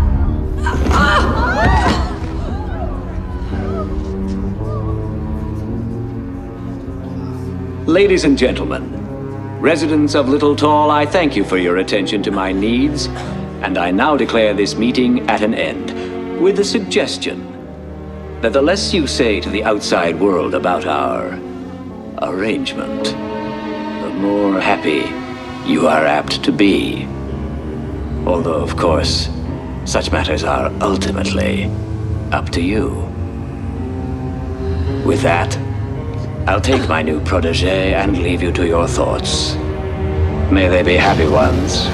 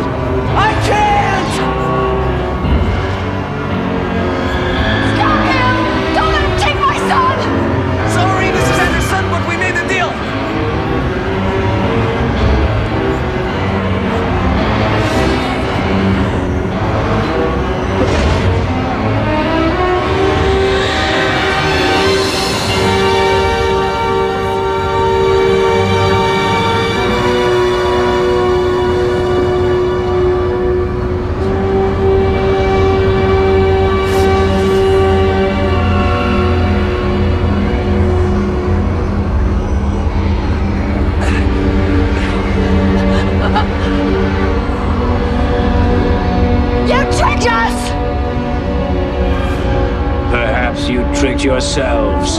He'll never belong to you! Never! But he will. He'll come to love me. He'll come to call me father.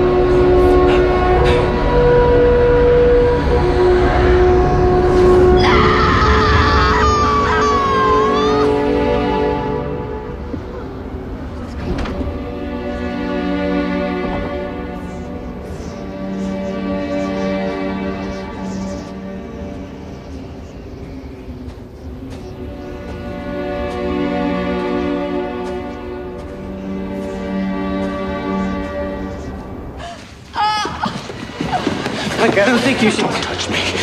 Don't ever touch me again, any of you. Any of you.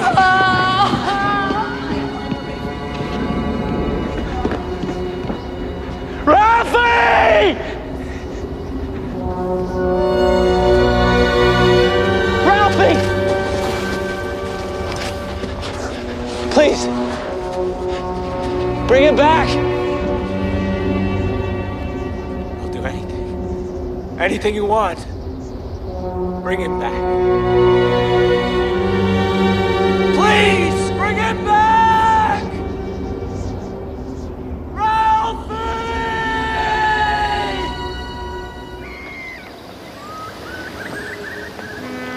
You and Mike haven't slept together for how long? 5 months. The last time was the night before the big storm.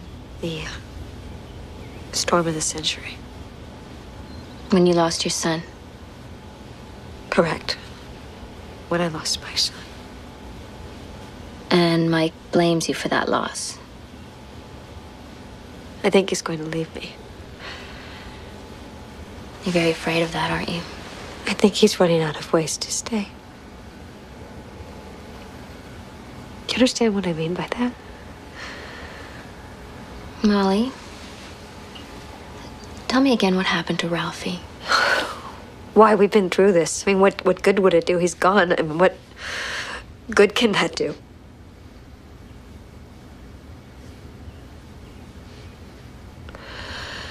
It was the second day we were in the town hall where we took shelter.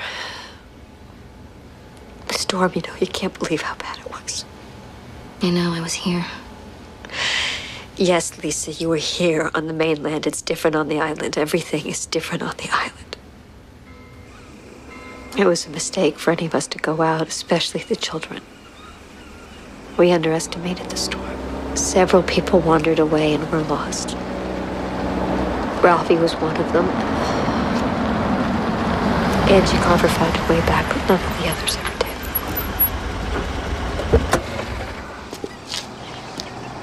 did. Mike?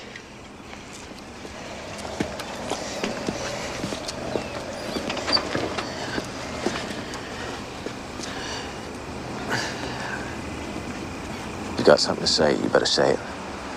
The ferry leaves in 20 minutes, and I don't intend to miss it. Where are you going? Mike, don't leave. Would it do you any good to tell you that I haven't had a good night's sleep since February? Would it do you any good to tell you that maybe we might have been wrong?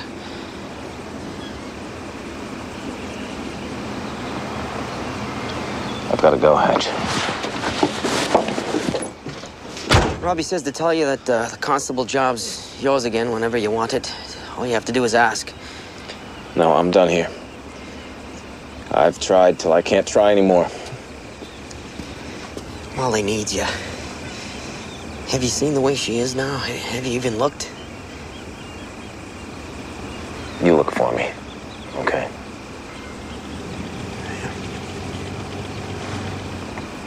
Well, Linda's not doing very well either. She takes a lot of tranquilizers. I think she might be hooked on them.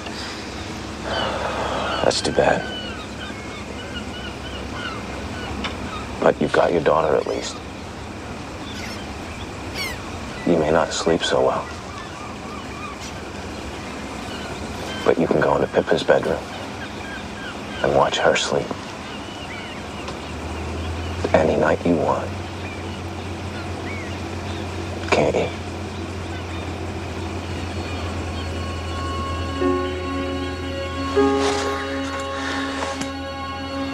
Good luck, Hatch.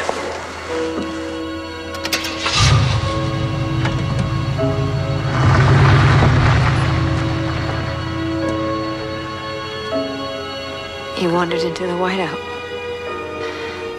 Maybe he was with Bill Timmons, the gas station man.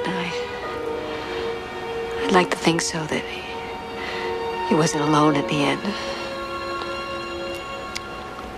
They must have lost their bearings completely and gone into the sea. They were the two who were never found. There's a great deal of this story you haven't told me, isn't there? Until you do, until you tell someone, it will just keep festering.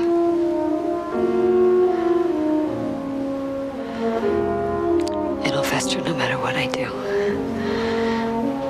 Some wounds can never be cleaned out. I didn't understand that before, but now I do.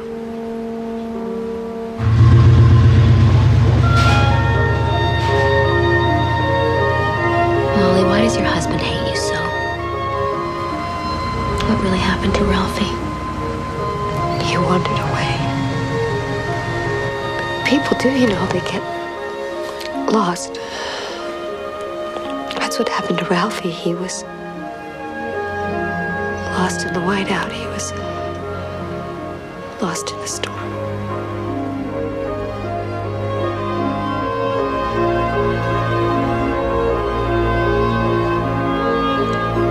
Nine years ago, that was. I just gassed up my car and left on the ferry. I've never been back.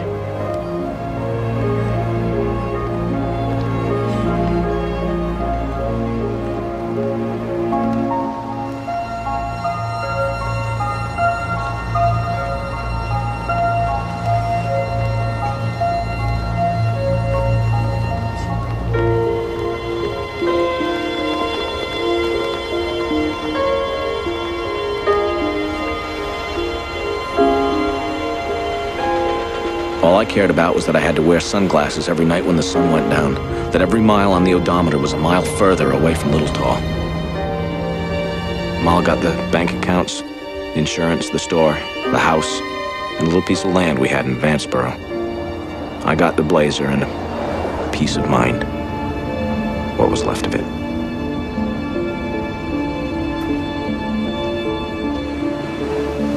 I wound up here, back on the water again. Ironic, I guess, huh? But it's different, somehow, the Pacific.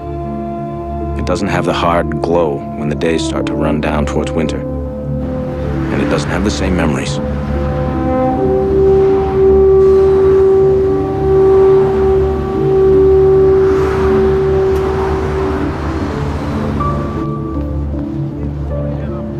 I went back to school, got a degree in law enforcement and another one in accountancy. Thought about going after a law degree, and then thought again. Started out keeping store on an island off the coast of Maine and wound up a federal marshal. How do you like that? Sometimes the island seems very far away, and Andre Leno's just a bad dream I had. Sometimes, when I wake up late at night, trying not to scream, it seems very close. And as I said way back at the beginning, I keep in touch. Melinda Hatcher died in October of 1990. Local paper said it was a heart attack. Ursula Godzo sent me the clipping. I don't know if there was more to it or not. 35's young for your pump to quit, but it happens.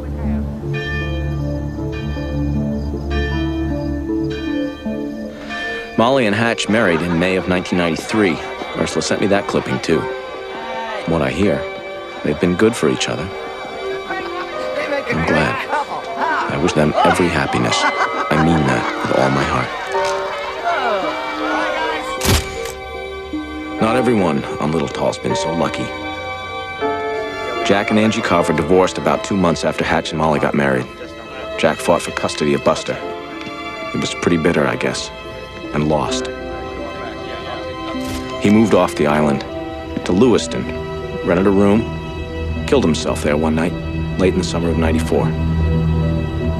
He left what little he had to a fellow named Harmon Brodsky, who lost an eye in a barroom fight back in the '80s. Robbie Beals rebuilt the old fish house on the town dock and hired Kirk Freeman to work there.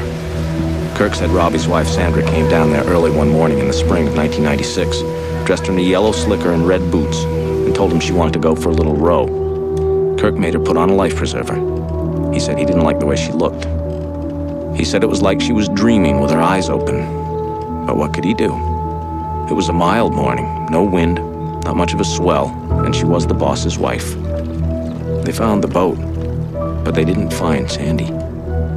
There was one strange thing, but they didn't know what to make of it. There were people on the island who maybe could have helped them a little there. But island folks can keep a secret. We kept our share back in 1989, and the people who live there can keep them still. This is a cash and carry world. Pay as you go. Sometimes you only have to pay little. Mostly, it's a lot. Once in a while, it's all you have. That's a lesson I thought I learned 9 years ago on Little Tall during the storm of the century.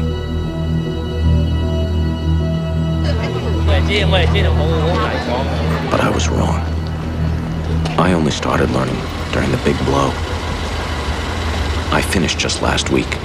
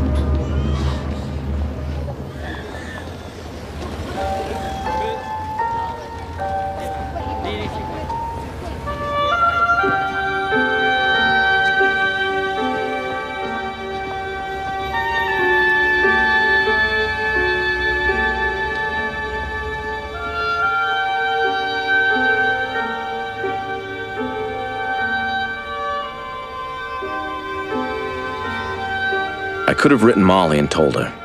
I thought about it. I even prayed about it.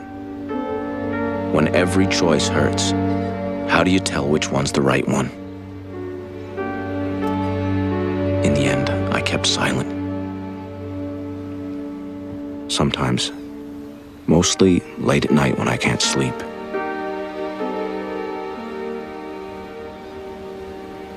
I think that was wrong. But in daylight, I know better.